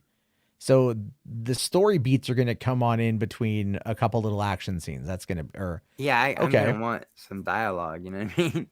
Yeah, I definitely want dialogue there. You know, super Rock fan, and that dude bothers me, man. I'm sorry, I'm getting sidetracked. Well, John here, would I turn down a $150,000 gift bag? No, but I'd be very honest about that. You know what I mean? I'd be very honest about getting. I know this movie sucks, but I'm going to tell you how great it is because they gave me $150K and shit. Yeah, just so you know. No, I wouldn't. I'd be like, listen, guys. As I'm sitting there like decked out in my like bling, right? They're like, here's a Rolex. Like, here's all, whatever, some Yeezys or whatever the Yeezys, I guess, whatever the fuck they're called. A bottle of shampoo made from real kangaroo fur. You want some Cristal? It's Cristal hand lotion, or it's Cristal CBD gummies or whatever the fuck it is. Just get you fucked up, man. I'd be like, I don't know. If I was given $150,000 fucking gift bag, I'd be like, all right, this is gonna be fun. And then I'd probably end up like selling a lot of it because I'm like, I got bills to pay. It was $150,000 gift bag. I would sell it for whatever I could and then like pay off a large chunk of my mortgage. Yeah, that's what I mean. Like these people don't have their finger on the pulse of true society. They don't understand the struggle. You know what I mean? They just get free shit all the fucking time and they give it to their friends. You know what I mean? They don't understand that I can pay our electric bill for a year. Yeah, like let me pay off my credit card debt. Let me catch up on some bills I got. Let me, maybe like put a down payment on a new fucking car. Right? Or maybe like take my family on a nice little vacation or some shit. One of a kind autographed Yeezys made out of real ostrich. But nowadays, who knows? Those might actually drop in price, after the t-shirt shit. Yeah. Candace. You could probably go on Amazon and just look up Yeezys and it will say frequently bought with starch and bed sheets. Yeah, it's gonna be crazy. It's gonna be crazy, man. It's gonna be crazy. I'm anxious to see what happens with this. That's crazy, yeah. But and it's Batman Superman here says, looks like Matt never got that WB check. I know, man. I know. I never get paid nothing. Let's see. Troy here says, Jarbo, how much to shill Warner Brothers Discovery? I'm going to ask Warner Brothers Discovery to pay you what you offer. I mean, like, look, man, I would shill him for $150,000. What can I say? Joseph Williams here says, Black Adam is being called the best comic book movie of the year by Scott Menzel. Yeah, I think Menzel's trying to cover, he's got his own problems right now. The Hollywood Critic Association is kind of falling apart. So that, that guy's having a time. All right. We got Matt. Matt Neglia here says Black Adam struggles to find its footing at first, but once the Justice Society enters, it becomes more fun to watch. Dwayne Johnson's anti-hero presents an intriguing new dynamic. Solid visual effects, weak villain. Post-credit scene got the biggest reaction of all. Yeah. Obviously, that's what they've been hyping up, and everyone fucking knew it. Jermaine Lucier says that Black Adam is a worthy piece of the DC puzzle, but not the savior it promised. A surprising, compressed timeline keeps the action exciting and the pace propulsive, but also turns its many themes, plots, and characters into fancy window dressing. It's messy in a watchable way. And this is what I think more people are going to look at. It's like, it's a high action movie, which is going to keep people entertained for the first watch through. I think the first watch through on a movie like this, it's like such a breakneck speed. Everything is flying at you 150 miles per hour. the movie's over and you're like, wow, that was a ride. Yeah, and I then actually you love go- movies like that. You know, some of the Yeah, Fast and they're fun to Furious watch. stuff is my guilty pleasure. I love shit like that. You know, Sure, but it's only when you go back and you start watching it again, you start looking and you're like, oh, now I see the cracks. Like, I love Ghostbusters 2. I've always maintained that Ghostbusters 2 is a good movie. I was rewatching it the other day and I noticed a lot of problems with Ghostbusters 2, like that I've never noticed before. You know, most importantly, they get arrested and then like the next day they're in court at trial. And I'm all like, what fucking world they're white. yeah. And who There we said Black go. Adam looks generic? What are you talking about, Anthony? There's a You lot of people that have called it. I say it looks pretty. I call it bland Adam. It looks relatively generic. The effects I look good, called but it like, whack Adam, but only because I didn't like the marketing. I think the movie looks great, and I'm a She-Hulk fan, so I like them both. I don't know what Anthony Cheeseman's talking about. He coming in here on some. if you want let's me to pick a ruin fight something shit. for you, say the name Monica slowly. Monica. Do you get that reference? Because I don't. I'm thinking Monica. Now I'm just thinking of Temple of Doom. Kalima. I'm dying. I don't know, man. Let's see. Rational, what you sent me? He got us though, didn't he? We're both dumb enough. You've got to be fucking kidding me, dude. The goddamn post-credit scene is already leaked out. I'm looking at it right now. Yeah, it's gonna. Jesus Christ, you got to be fucking kidding me. They had to know that was gonna happen. Oh wow, no, that's 100% true. Jesus Christ. Well, now I don't got to go see the movie now. I canceled my ticket. Yeah, right. That's the only part we cared about. Like, get out of here. People really think that. Like, man, they do. No, I'm gonna go see it, but everybody wants their Jarbo gotcha moment, though. They really do, bro. It's fucking. I know. Well, people love to hate me. Let's see. Austin Burke here says Black Adam is a massive DC outing. The action is brutal, and Dwayne Johnson delivers on his promise of shifting the DCEU into a different direction. The story itself is up and down, as certain scenes don't pack the intended punch, although there are moments the fans will love. Okay. And then of course Brandon Davis comes out with another one here. Black Adam is the greatest movie of all time. Yeah, I'm sorry. Yeah, it's built on an epic nonstop action. It made me want a sequel with a smoother story immediately. When it moves, it's straight a shot of adrenaline. The characters are dope, especially Teth Adam and Dr. Fate. It's a badass film. And that's kind of what we got on that one for those guys. I mean, look, it's getting about your standard. It's getting about your standard fare, right? It's getting your standard fare. Now, I would argue that this post-credit scene that's being leaked out there, I'm at the point now, guys, and maybe I'm just being whatever with it.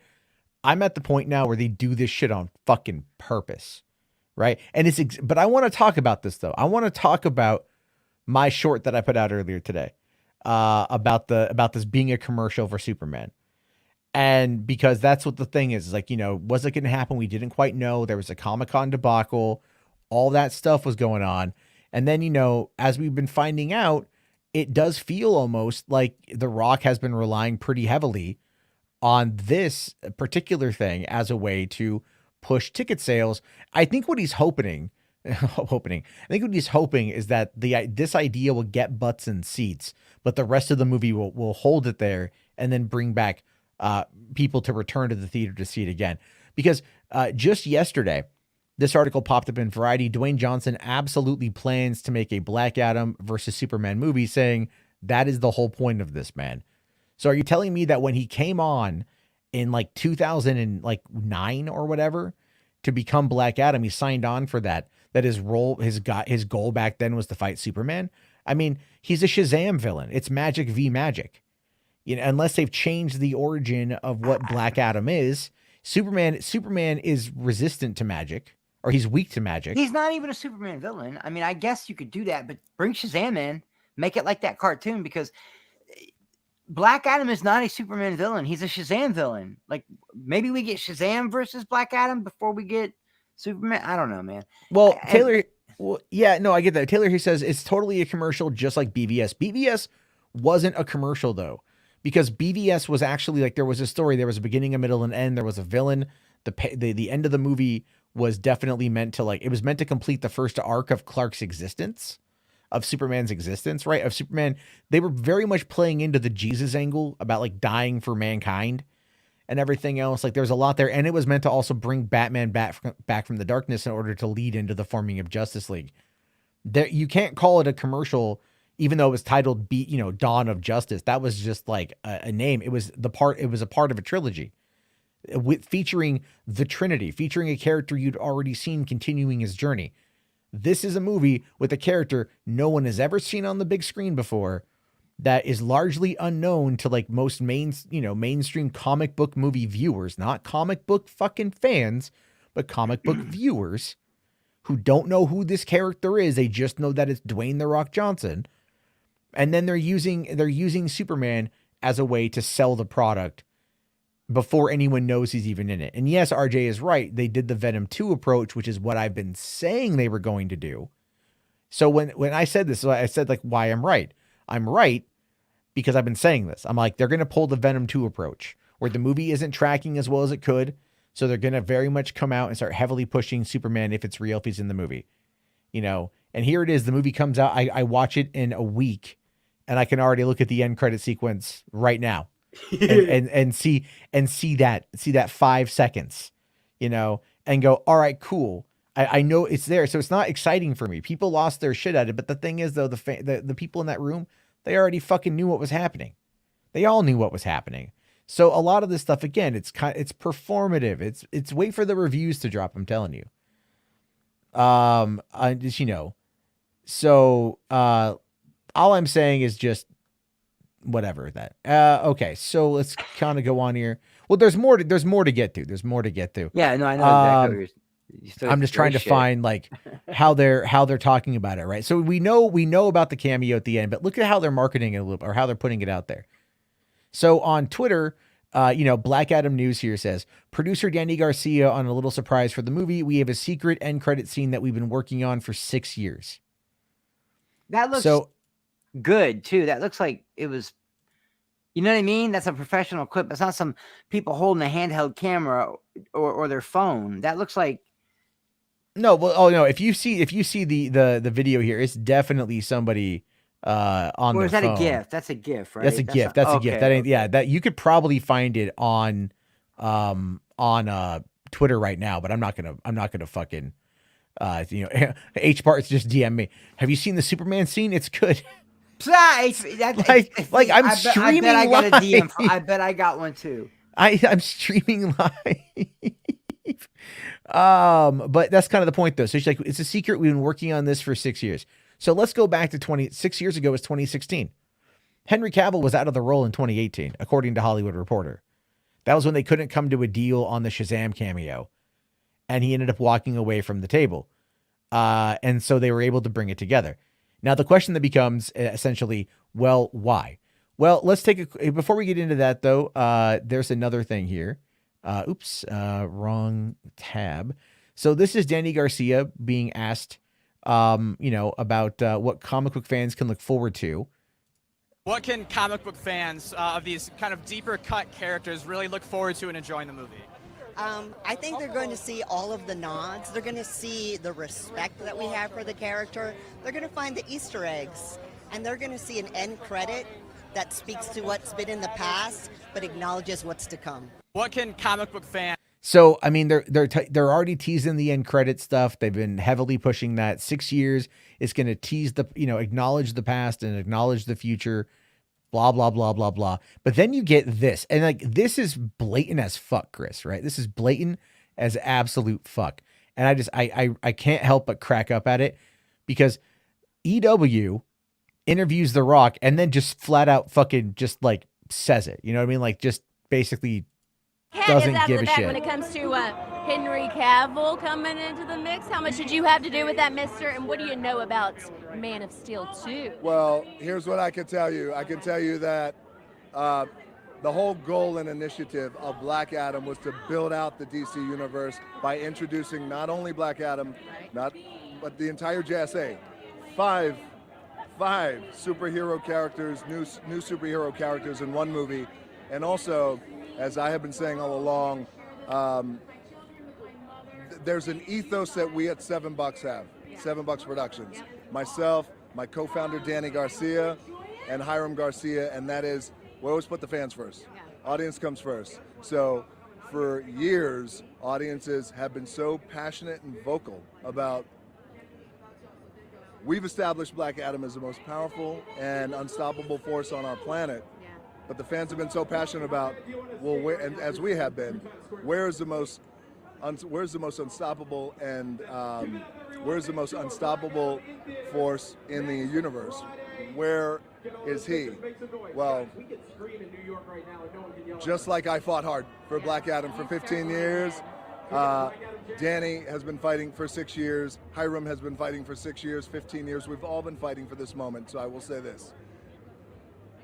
Welcome home. So, I mean, like, that's just straight up confirmation. It is. And but I also love that interview. You know, I love what The Rock said. The end welcome home part. I really dig that, man. I like that he said, I don't know why he thinks Black Adam's the strongest force in the world, but he's right about Superman being the strongest. I'm not even a Superman guy, and now I'm excited to see Superman come back. Plus, I'm happy for all my DC friends. I'm happy for them that they're getting, and I know I'm probably gonna love this movie. I love cheesy, campy action. This is me, you know. So I'm happy. Yeah, no, I think it's gonna be fun. I have no problem with it. I love this. Again, Mr. Wet Blanket Anthony Cheeseman. Remember when Jarbo wrote an article saying that Henry had aged out of the role? That's how rumors start. Remember, I didn't write an article. I said a tweet. Write the article. Yeah, RJ here corrects it. He didn't write an article, but he dropped a bad take tweet that DMZ covered. It's not a bad take tweet. I was completely right about my tweet. You know, the fact that they were able to, that they're bringing him back. We don't even know what their confirmation is. We don't know if Black Adam bombs. Do you even with Henry? Do you think they're going to focus more on Man of Steel 2? We don't know yet. Is Henry, because Henry still has his commitments to the last couple seasons of The Witcher, and they're apparently filming those back to back, season 4 and season 5 back to back, to get those out a lot faster. There's the Argyle movie that's been shot. That's apparently a trilogy. There's Enola Holmes 2, which drops here, I think, in a couple weeks on Netflix. Potentially doing Enola Holmes 3, the Highlander movie, which has Stileski, the potential Mass Effect movie that he was allegedly reading a script for. He's Highlander, Matt, for real? Well, I don't know if he's Highlander. He could be the Kurgan. Well, wow, but he's in the movie, huh? I didn't even know that. This was a while ago. Yeah, Chad Stileski, the guy behind John Wick. He's working with him. Henry has got a lot going on. So until we actually hear something out of a studio, that's going to be a thing. But I'm telling you guys, I'm being legitimately 100% real with you. They are not going to make a move until they establish a new head for DC Studios.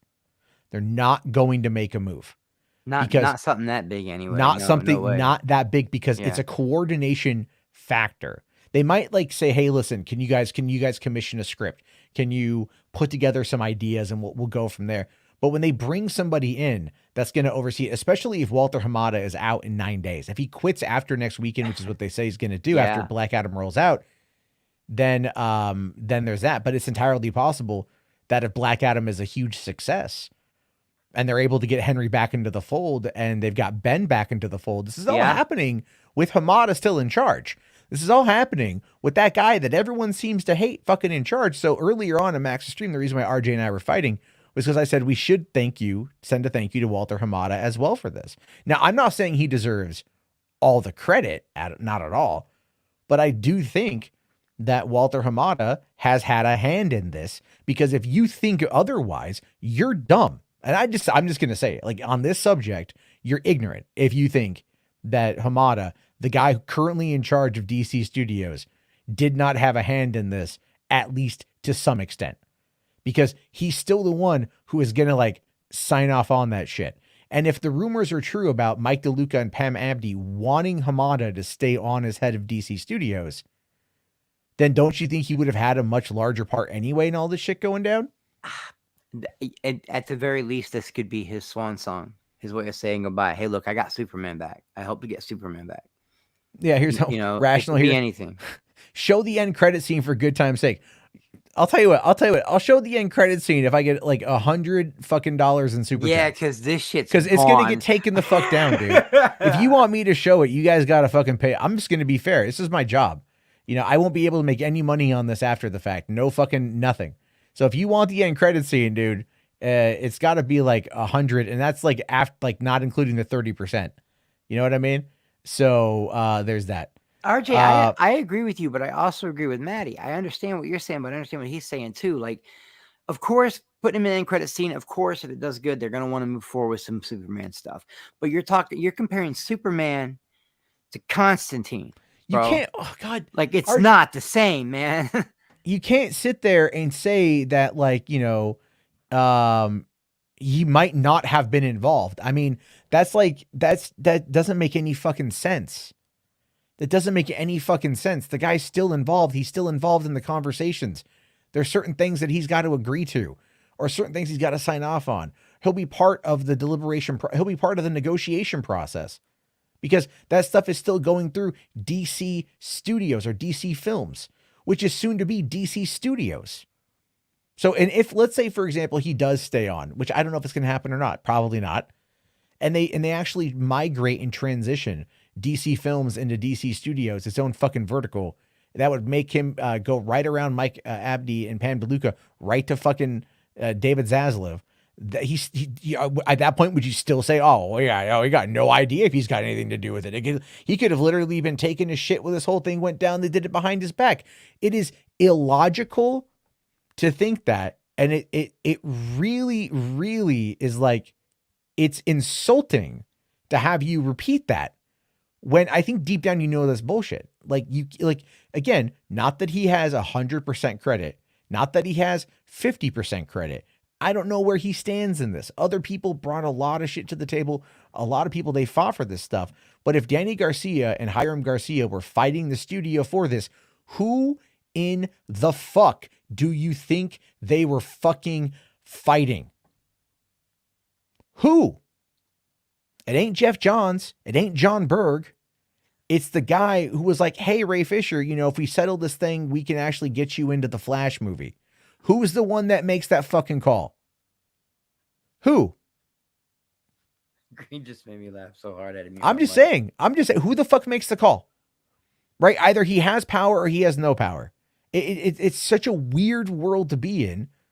And again, when I say that it's insulting due to its ignorance, yeah, because the person saying it is an intelligent guy. And just because he only got 9 days left now, when all this shit was in the works, these new contracts and stuff, that's been a while ago. So, I definitely think Hamada had. I think. Fucking God. Oh my God, I'm going to scream. Oh my God, I'm going to scream. He wasn't, yes, Hamada wasn't involved in the cancellation of Batgirl. Holy fuck, dude. That is galaxy brain take. Oh my God. That was Gunnar Wiedenfels and David Zaslav, the CEO and the CFO of Warner Brothers Discovery, consolidating what they felt were like things that they could have gotten rid of in order to, you know, like save money. It's very frustrating. Green's comment made me laugh because it just said, it reminds me of that meme. You ever see that meme? Well, maybe RJ should swallow and he might actually fucking, like, you know, gain something. It's like, Jesus fucking Christ. I'm thinking of that meme where it says this motherfucker spitting. I just, oh my God. Like, how do you like, I don't get it, dude. It's like, he's there. Like, he's still at the head of that table, you know, like, even though it's like, they would have done the Henry Cavill thing months ago, fucking months ago, or they would have got the deal and the ball rolling months ago. And it was probably on the table before fucking you know, if they've been fighting for 6 years, that's clearly before, you know, Warner Brothers Discovery took over.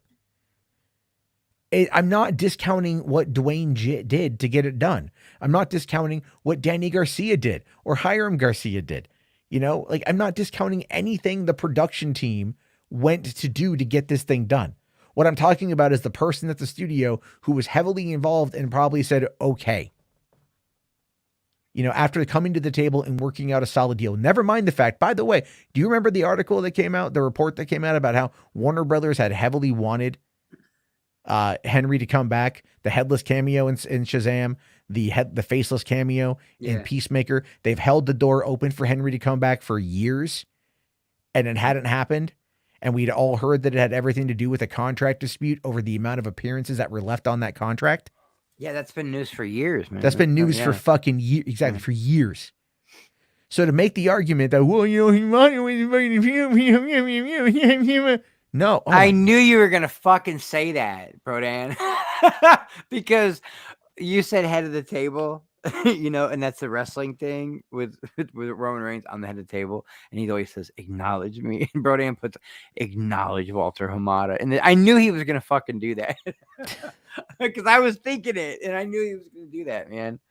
Yeah, I mean, like, look, here's the thing. It's like even Hamada like came on in and, you know, like Joker, for example, you know, Todd Phillips has said at first that, you know, Hamada didn't understand Joker because when they were working on Joker, Hamada had just taken over.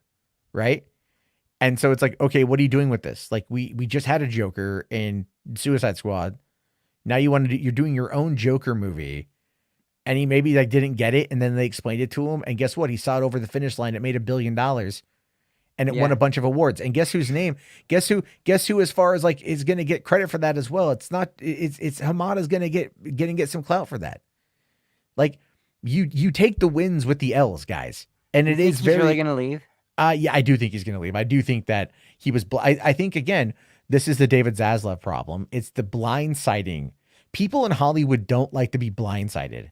If something is happening and it's coming down the pipeline and they can prepare for it, they're fine with it, you know, because there's business. They understand it's business. But when it comes to being blindsided and they're unprepared, they can't, like, how do you respond? How do you react to that shit? That in essence becomes the bigger problem. So I think that is really where we find ourselves with these particular issues is that, you know, they don't want the blindsiding of Batgirl. And probably how they did it. I've never seen anything like that. that. Because guess who at that point has to go put out fires?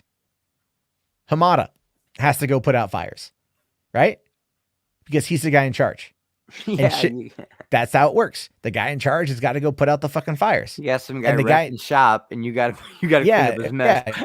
You got to bring someone in to clean it up. You got to bring someone in to try to smooth it over. You got to bring someone to do all this kind of stuff.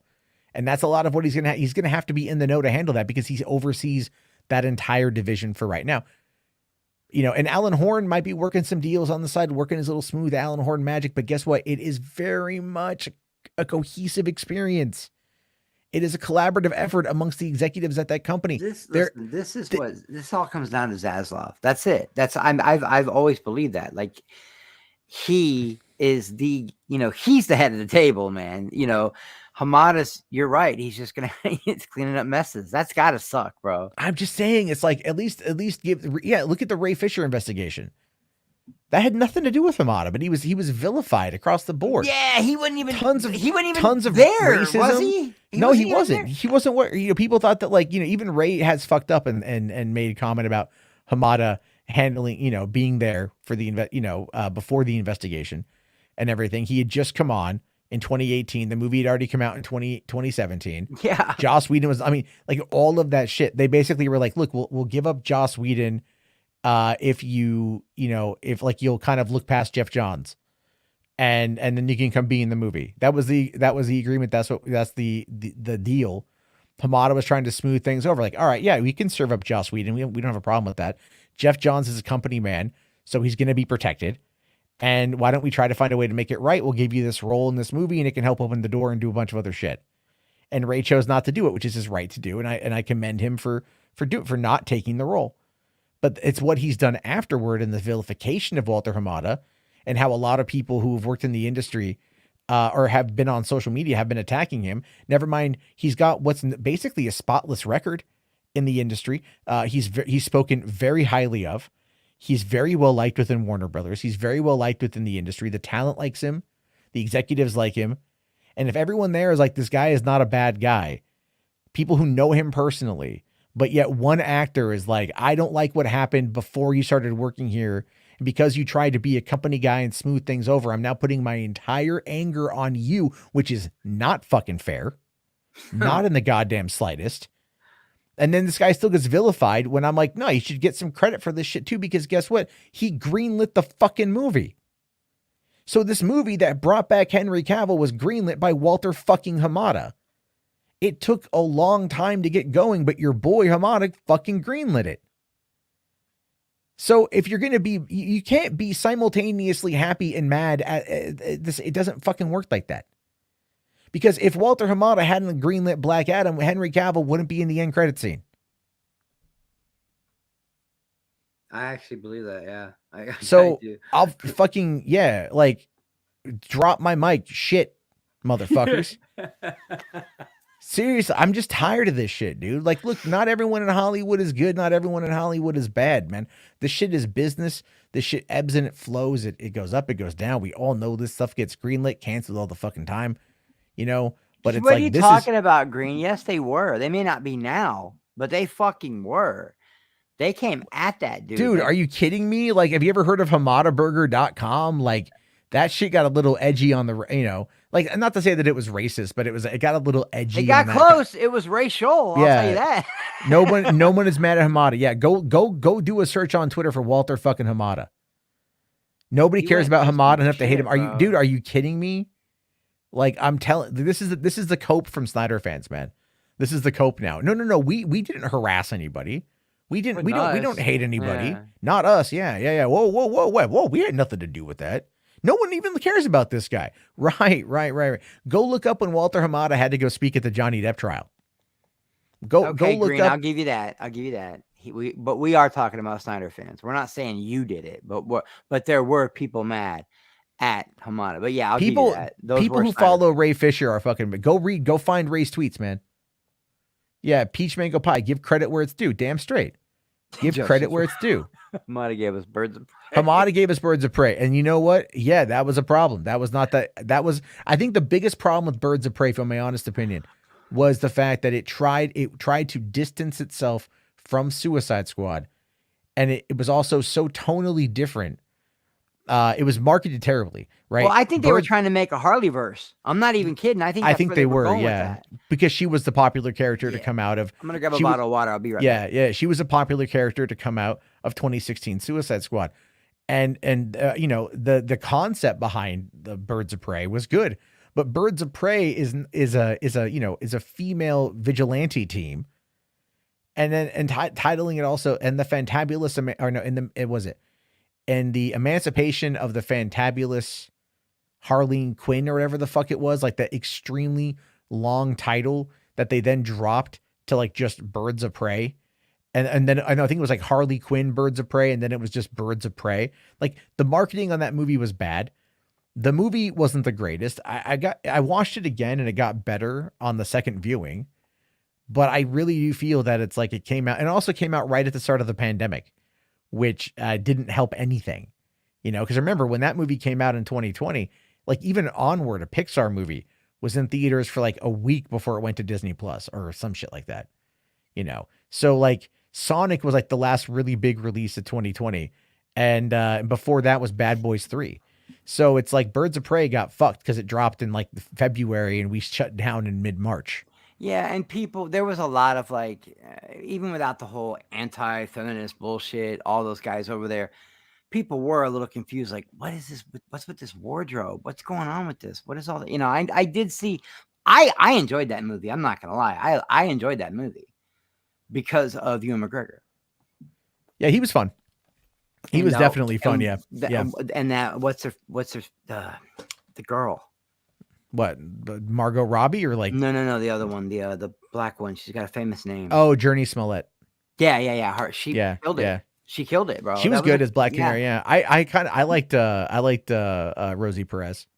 Yeah. So, I love Rosie. You know, and everything. I'll tell you what I was really bummed about with Birds of Prey is Zaz. I thought the Chris Melani, whatever his name is, Melanie, whatever I forget his last name. But it's like, I thought he was good as Zaz, and I've always enjoyed him as an actor. And I thought he was really like, you know, chewing the scenery of every shot he was in, right? Every scene. And I thought they could have done more with him. You know, so, but again, it's like, that movie was kind of undone by the Suicide Squad, which came out the next year. It made more money than the Suicide Squad, but the Suicide Squad was still technically, you know, a fucking, it was, you know, it came out during the pandemic. Hold on here. Did Matt just say he enjoyed Birds of Prey on a second viewing? The guy really does like the worst films. I mean, I watch movies, dude. Yeah, dude, you know how many bad movies I hate that people hate that I love? Like I have lists, man. Yeah. People always tell me all the time, like, I forget which movie it was everyone seems to hate, but it's like I unironically enjoyed The Room. Yeah, I did a whole stream about movies I love that everybody hates, and then I did one about movies that I think are overrated, everybody loves. For example, Godfather, Blade Runner. These movies are so overrated. But then okay, again, I'll fight you on Blade Runner, but I haven't seen Godfather, so I can't talk about the that. Godfather trilogy is so overrated. But then again, my favorite movie that everybody hates that I love is Congo. I love Congo. Everybody I know hates Congo. How can you hate Congo? I love Congo. It's got Ernie Hudson. It's got Tim Curry. It's got fucking Laura Bruce Linney. Campbell, Laura Come Linney, on, and it's man. got lasers and It's got lasers and apes. killer monkeys, bro. And it's a Crichton novel. Yeah, I fucking love Congo, man. Like Congo was the shit. Everybody says it's like unwritten, unwell. It's not good. Everybody I know hates it. I mean, there's a few people like you that like it, but most people I know they hate. I like movies. I think that's the thing people seem to forget about me, is I like movies. I like if I'm entertained.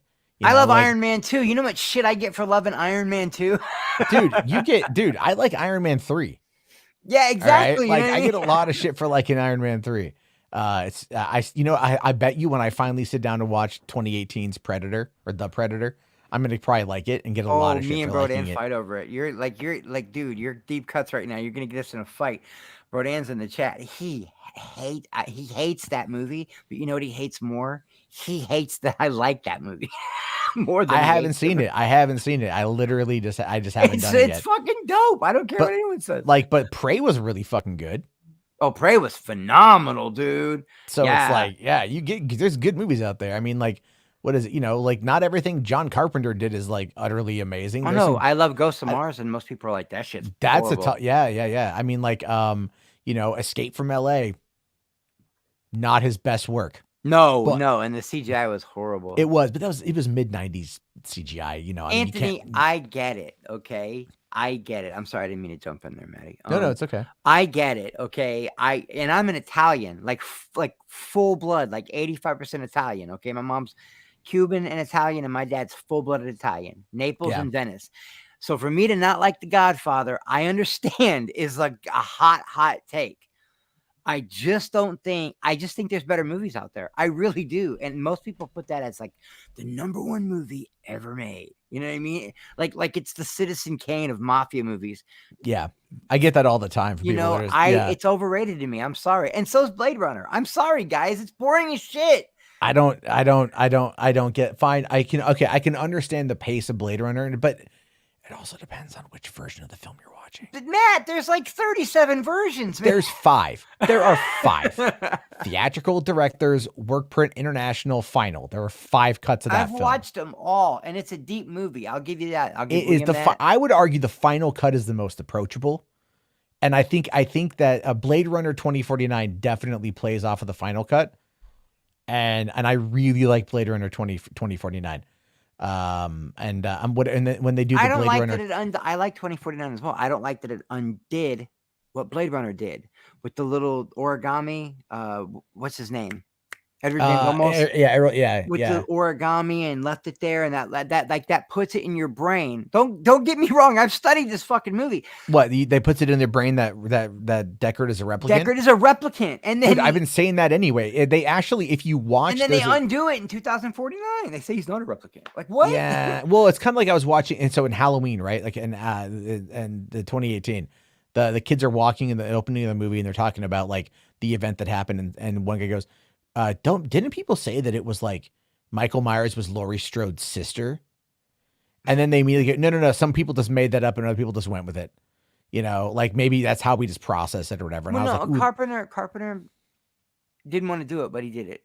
He didn't want to, but yeah, and then they undid it. Like, no, never mind. They don't do it again. William says they don't undo it.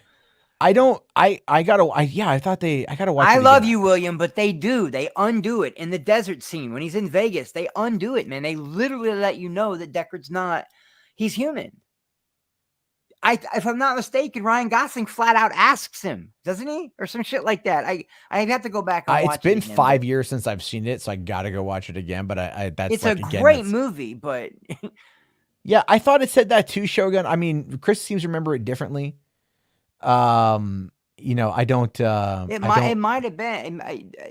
Whoa, I have to watch it again. Whoa, Command Unit here says Battlefield Earth is 10 out of 10 for me. See, now that's crazy, right? Because That's a I take. actually like that movie. All right. So Battlefield Earth, when I saw it when it came out, because it came out the summer I was 18, and I watched it at the drive-in, and my friend and I were like, fuck this movie. We actually left like before the end of it.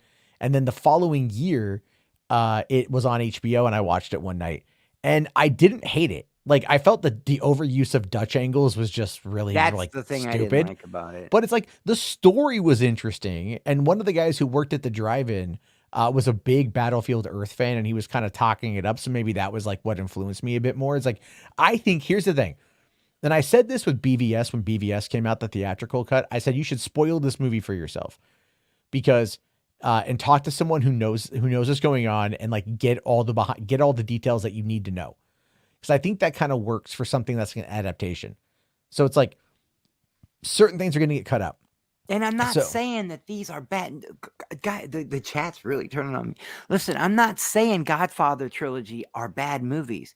They are great movies, but they are overrated to say they're like the greatest movies ever made. You know what I mean? They're in there. They could be in the conversation, but to just every time you bring up anything about sci-fi or mafia, they go Godfather or Blade Runner. These are great movies. I'm not saying that I don't like the movies. I'm saying they're overrated. Well, okay? I think when it comes to Goodfellas Godfather, is way better than Godfather. Sorry. I would say, I think part of it is, though, it's the level of influence they have on pop culture. You know, so it's like, I would argue that in some instances, Scarface is more relevant to pop culture than Godfather. And because it's, I mean, not only is it the style of the movie, I mean, they were like 10 years apart, but like, I feel like Scarface is very much influenced a lot in how they, you know, like mob gangster My mom's culture. Cuban. She came over on the first one. You remember the Marietta boat thing? Yeah. It's being Scar. Well, they did it once. They did it in 71 also. And that's when my mama came over. So Scarface is very like buried in my mind and my mom's mind and things like that. And her favorite movie, believe it or not, guys, you guys ready?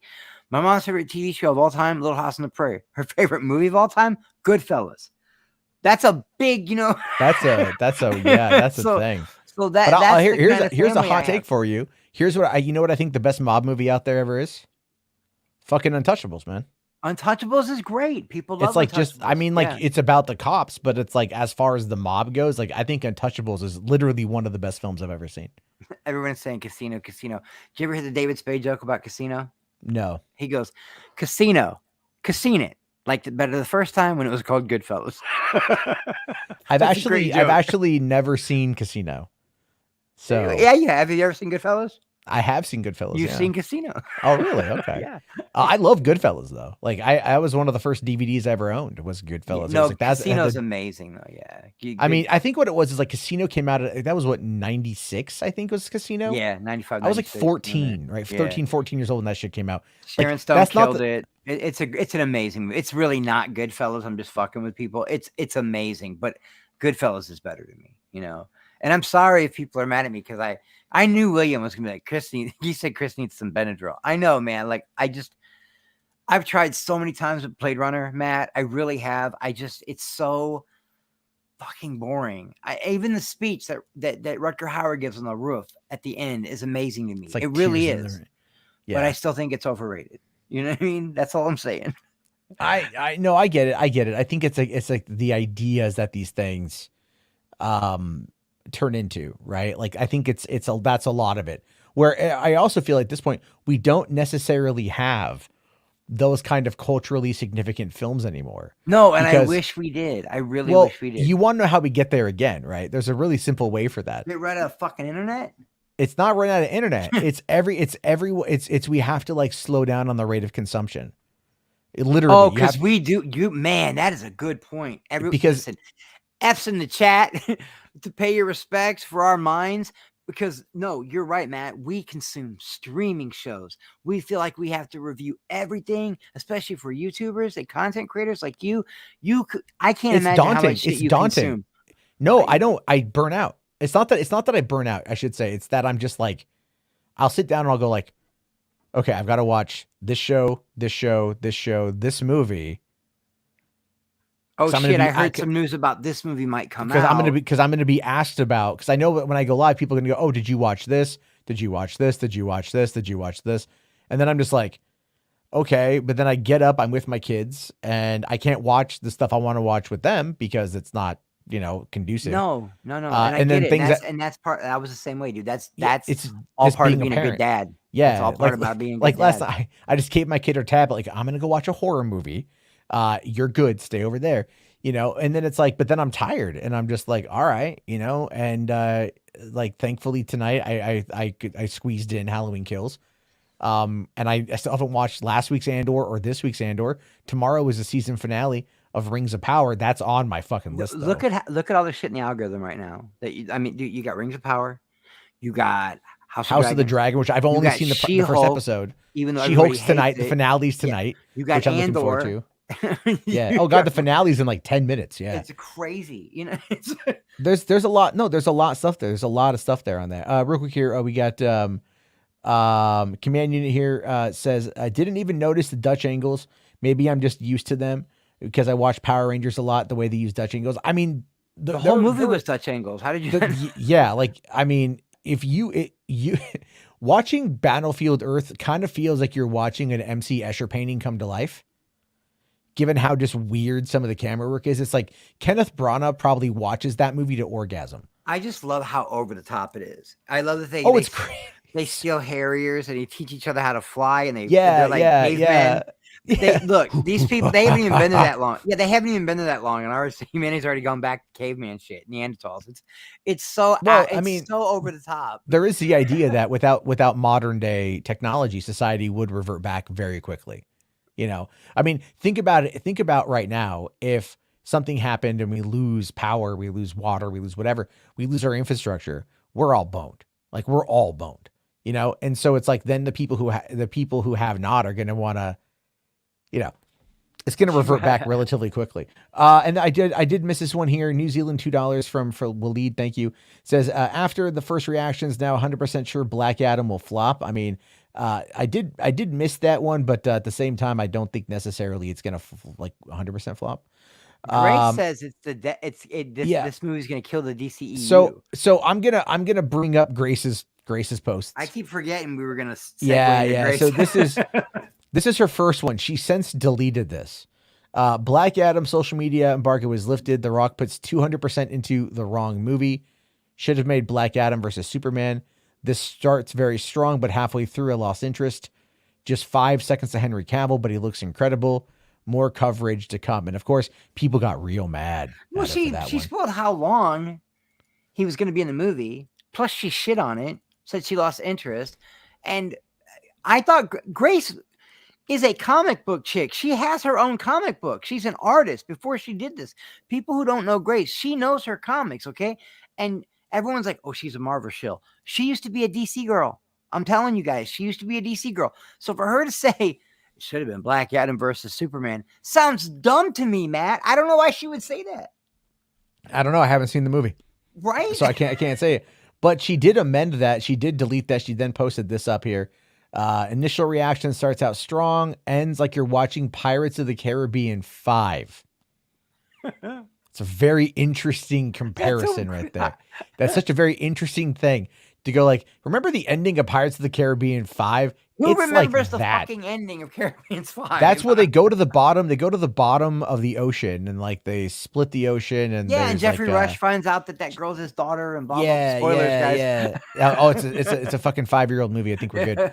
And then he dies because he gives himself into the end of it there. And I'm assuming that's going to kind of be what they do here. Saying it goes on to say The Rock spared no expense of EFX wise. So you just have to ask yourself if these characters mean anything to you. and if you want the DCEU to continue. That's a And I think hot that's a take. fair statement. That's a hot take, but it's a fair statement. And then people are giving her shit, as they do, because it's Grace. And, someone says here, did Warner Brothers take down your previous tweet? She says, not at all. They know what specific fan interest is selling this movie.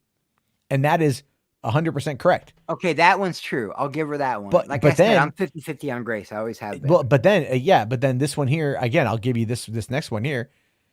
She says, there, go attack Entertainment Weekly and Dwayne Johnson for spoiling it. Yeah, because everyone's saying she was spoiling it. But that's not the same thing, Grace. I'm sorry, sweetheart, but it's not the same thing. You told people how long he was in the movie. That's what made people mad. People were not mad. Everyone knew Superman was going to be in the movie. She's been telling people for weeks. Everybody has. We just wanted a confirmation. But literally, when you say, but Cal was only in it for about 5 seconds, people are like, well, wow, thanks for spoiling it, Grace. Shit, Yeah. How's the I haven't watched the end credit scene. I mean, like I've kind of scrolled through it a little bit, but I haven't watched it with sound.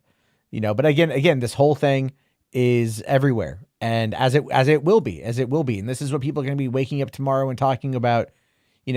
I mean, even HBarts is all like, I don't care, man. They brought back Henry. I'm happy. And it's like, that's what I think people want. And the sad thing about that, is, like that is going to, man, how do I say this? Like the sad thing about that is it shows you that no one actually cares about Black Adam. No, they're more interested in. They're more. All they care about is Henry, right? You watch it, read the reactions. Oh my God, the end credit scene was great. The red carpet going up there. Oh, we have a really great end credit scene. But I criticize that on Twitter and on YouTube and stuff. People are like, oh, but Marvel's been doing that all the time. Marvel establishes that the end credit sequences move the story forward. Yes. But they've been doing that now for 14 fucking years. And having those end credit sequences will set up like the next thing, but you can trust that or at least something resembling that is going to happen. When here you've got a character that like no one really knows, and it's not like Iron Man from 2008. Iron Man had an animated show in the fucking 90s. Yeah. People knew who Iron Man was. Was he as popular as like, Spider-Man or X-Men at the time? No, kind of caught lightning in a bottle with that one. He really did. And it was casting. It was great casting. Yeah. But really it was like, again, it was like the movie was good. It stood on its own 2 feet. I just want to remind you guys, it stood on its own 2 feet. It can be seen as a standalone. It can be seen as a sort of the universe. It wasn't until the end credit scene of like, I'm putting together, a team. Have you ever heard of the Avengers Initiative? And that of course is like what set everybody off. That was their goal. They established that that's what they're working for. Lo and behold, 4 years later, what did we get? Avengers. Yeah. So bam, there it is. They go, here's the promise, here's the setup, here's the delivery. There you have it. They've earned that trust. DC has been like, okay, so we're doing, go back to 2005. Okay. So we're doing Batman Begins. Perfect. Great. 2008. All right. Birth of the MCU. We compete with The Dark Knight, which is a superior film to Iron Man in every way, shape, and form. And then they go, all right. So then between The Dark Knight and Iron Man opening a couple months apart to The Dark Knight Returns coming out 4 years later, Marvel goes, okay, Iron Man, Incredible Hulk, Iron Man 2, Cap America, Thor, Avengers. Between those 2 Batman movies, we were at the Avengers. Right? Yeah. And also, to be fair, 2011's Green Lantern. Yeah. So there's that. Right? But again, it's like between those 2 Batman movies, you had 5 Marvel movies leading up to the end of phase 1, showing you that with the strategic plan in place and the follow through to back it up, bam, you can find yourselves getting the shit off the ground. So then DC freaks out. They could see they could see what Marvel was doing, and they're like, we got to fucking play That's catch up why I with that agree shit. with Tales from the Hood, everything he's saying up to and including the Snyder people. But he said the Avengers changed everything. It did, not just for Marvel, it changed it for DC too, because they panicked and they rushed out BVS so they could do Justice League. Yeah. So yeah, So- it did change everything. Yeah, I mean, like it is just what it is on that one, man. So, oh yeah, and Taylor here says Iron Man was also in a couple episodes of the 90s Spider-Man cartoon. Hell yeah. You know what I mean? Like they actually had a kind of interconnected cartoon universe back in the 90s. And that was great. And But all I'm trying to say with this is just like, this movie has an uphill battle. Henry Cavill being back will very much make it one that it makes it a little easier. That's true. It does. It makes it a little It's easier. going to make it a more successful film. And I believe that, but I'm not going to bank on it if you catch my meaning. No, I know what you're saying, because this scene is out there now. So is that going to get people to the theater? Yeah, they might want to see how this 9 days the movie. Or 8 days before this fucking thing drops, a full week before this thing comes out. Now the end credit scene is everywhere. We had the same problem. We had the same problem with Morbius. The end credit scenes came out and people watched it like, oh, okay. Like I saw the end credit scene on YouTube. But nobody was interested in Morbius. I mean, when I saw it, I enjoyed it. I thought it was a fun movie, for what it was. I'm like, all right, yeah, I kind of dig it. I thought Matt Smith was like fun in every scene he was in, and I kind of want to see what they do more with it. I'd love to see Morbius and Blade team up, obviously. But what I'm saying here though is now that this scene is out, now that we know Cavill is back, either tomorrow they've got to make a formal fucking announcement that Cavill is back and what's going to happen. Yeah. Or they're going to wait until next Wednesday or next Thursday, so a week from tomorrow, to make that announcement. RJ was asking that earlier. I think RJ was on the panel on Enash streaming. A lot of people are like, well, I brought that up last night while we were talking about it. Was how long before they announced Superman 2? Yeah, and they have to do it soon. I know it was 2 nights ago, but there's been a lot of Black Adam coverage this week, guys. A lot going on with Black Adam. And William, I think you're being a little bit unfair. It's an uphill battle just because it's Black Adam. Look, it's The Rock. That's going to put butts in seats. Plus, WWE fans are going to go see it. All right. You got your general audience going to go see it because they love The Rock and all his movies. You got your WWE fans that are going to go see it because it's The Rock. Then you got your DC fans that are going to go see it because it's DC. So I don't think it's not, you know what I mean? It's not impossible for this movie to do really, really well, is all I'm saying. Well, I think as I've said before, that there's the biggest uphill battle this movie has is that I agree with William, is that it's Black Adam and that no one knows who the fuck he is. Having the Henry Cavill tie in, because a lot of us are online pretty terminally. So we follow this stuff closely. We know what's happening. And but the vast majority of moviegoers out there don't. And so when they hear, oh, hey, Henry Cavill pops up and this is Superman, they might go, okay, cool. But then you're going to have other people go, dude, but the last time he was in a movie was like 5 years ago. Right. And then people might go, but the Snyder cut, you're going to get a lot of, but the Snyder cut. Not everyone has seen the Snyder cut. It did well for what it was. I'm sure people know about it. But again, your average moviegoers who just watch a movie in theater and that's really it, or have they sat through 4 hours of Zack Snyder's Justice League? I mean, and if so, did they do it more than once? Did it move the needle for them? I mean, there's so many questions and so many variables that can happen in this scenario that I really feel that we need to kind of take that into account and brace ourselves for what could potentially either reignite the DCEU or kill it. And I'm going to err on the side of caution. Okay. I'm going to err on the side of positivity and say, I think it will reignite it. I do. I think it will make enough money to warrant moving forward. Yeah. And people are excited because it's like, I agree with RJ saying we should grasp onto the fact that we got Superman back and you can move forward with that character, and DC's actually setting up a plan with the JSA. I like that, but the movie's got to succeed before any of that happens, which I think it will. I really think it will. I am hoping. I mean, I've been critical, but I've also been very much like, no, I hope it succeeds. I hope they do it. I hope they make it work. Because I do want to see, more Pierce Brosnan. I love Pierce Brosnan. Hawkman looks amazing. But he does look dope. But this to me is the litmus test for The Rock's popularity, because even people in the industry, they understand that The Rock is like franchise Viagra when he's not the lead, when he's injected into the mix. Here, he's got to carry the load. And here he's got to use his ability to market as a way to do that. Yeah. And with the fact that DC League of Super Pets crashed and burned the way that it did. It really did. I didn't expect that. It's animation. I didn't expect it to flop like that. I really didn't. But there was no promotion for it. There was no marketing. They just kind of dropped it on us, Yeah, William Ray says 5 seconds of Cavill on the big screen is more than I've gotten in 5 years. Yep. I'll give you that. That's and very I've always true. agree with William on one thing. DC can't move forward without the Holy Trinity. You got to have those three. You can introduce other. DC's just not built like Marvel. Marvel, you can introduce Guardians of the Galaxy and Ant-Man and all these other people, and people are going to go in and have fun. It's all connected. DC's just not the same. People, when they think DC, they think Wonder Woman, Superman, Batman. That's what they think. So, I don't know. Well, man. let me ask you this though, because this is something that I think needs to be addressed, and someone mentioned it in a comment. Because Black Adam is not the face of the DCEU. No. Black Adam is not going to be the leader of this stuff, as William says, the Trinity, and I agree with him. And so by The Rock coming out and trying to make it all about him, all about Black Adam being the linchpin, yeah, and then tagging along Superman on the side of that, and getting it done. So good for him on that, to have to be part of that. But again, it's like the idea here though is like, are people going to show up for fucking, for Black Adam because it's Black Adam?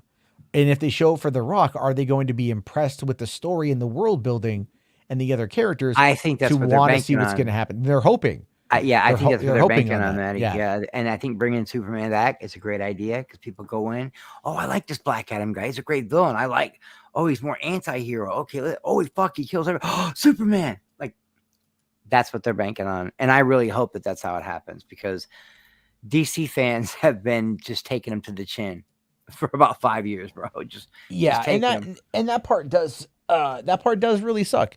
They should have been able to figure out that if they just would have focused down and done the I'm trying to think of the right word here.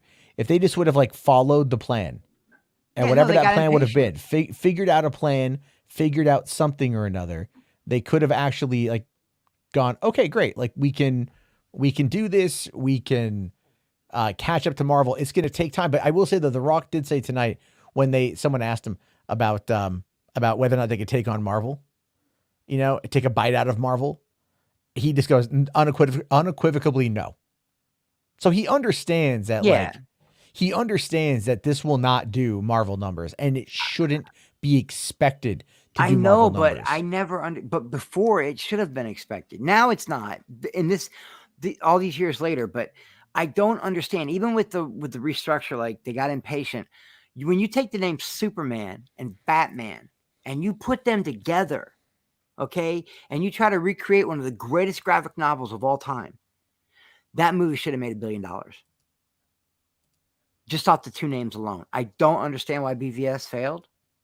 I don't get it. The theatrical cutout, that's what it was. That had to be because when you just the two names alone should have got butts and seats. We got a super chat here from Ron for $20. Thank you so much, Ron. Says, hey, Matt and crew, Black Adam will break 800 million up to $1 billion before 2023. Personal opinion, of course. It's got 3 weeks, bro. Like I see if it can land and it can land well, then yeah, maybe it could potentially. It does have 3 weeks. That's not bad. That's not bad, but what comes in after that? Black Panther, Wakanda, yeah. And notice how they're marketing Black Panther. That's the $1 billion movie right there, bro. Yeah, that's the dude. That's like could be near like $1.5 billion. Like that's gonna be. That could be. No one's questioning Black Panther's like success. No, like, that no could be one's Top gonna Gun money. That could be Endgame money. Like that could be Endgame money. There's a lot of emotional investment into Black Panther with Chadwick's death, and if the movie is good and it does look amazing, I think people are going to flock to it. So what I kind of hope though is that people will, that there will be good word of mouth coming out of Black Adam, that there will be good word of mouth from the average peeps with that. Because I do also feel that when it comes to a lot of these critics who go, again, this is very much an online thing. It's not even 100% like, when it came out with the Venom 2 Spider-Man reference, that was big because the hype for No Way Home was through the roof because we'd already had trailers at that point. The buzz was crazy, bro. I haven't felt that in a long time. You know what I mean? Like I felt it with Endgame. I felt it when Paul Walker died, and people were gonna flock to see Fast 8. But I have not felt that kind of buzz for a movie like I did with No Way Home. Well, both that shit Fast was 7 crazy. and Fast 8 did cross a bill. Yeah. Oh, no, it was Fast 7, wasn't it? Yeah, that was Fast the last 7. one. Yeah, Walker, it absolutely crossed $1 billion. And so I feel like that was something that that worked out pretty well. Oh, and Force Awakens. I remember that one was a big one too. Like that, you couldn't breathe. There was Star Wars news everywhere. And I'm pretty sure even back then, Mike Zero and Buckethead were saying Kathleen Kennedy were going to get fired. I made myself laugh. Probably. Kathleen Kennedy is going to be terminated. Yeah. All right. Let's see what else we got here. A couple more super chats here. Okay. Command Unit for 5. Thanks, buddy. Says Ant-Man and the Wasp are not minor. They were founding members in the comics of the Avengers, and Hank Pym was a lead Avenger in Avengers Assemble. That is true. I mean, and I dig Hank. I always did like Hank Pym. You know, his storyline, movies and comics. I like how smart he is. You know, like he's actually who is really the smartest. Everybody argues. Is it Fantastic Four, Mr. Whatever Fantastic, or is it Reed Richards? Or is it Hank Pym? I mean, they played up as this being Reed Richards is the smartest guy, you know. But what I enjoyed about Doctor Strange is that is the arrogance of the Illuminati, and that bit them in the ass. Oh my God, it did. It sure did. They got shredded. The smartest man in the world got turned into string cheese. Absolutely. Benson here for 2 pounds. Thanks, buddy. Says the Royd Atom won't break 500 million. I mean, I disagree. It's possible, buddy. If Thor, Love and Thunder can hit over 7, Black Adam with a Superman attached to it, even if it's only 5 seconds, is going to hit about 700 million.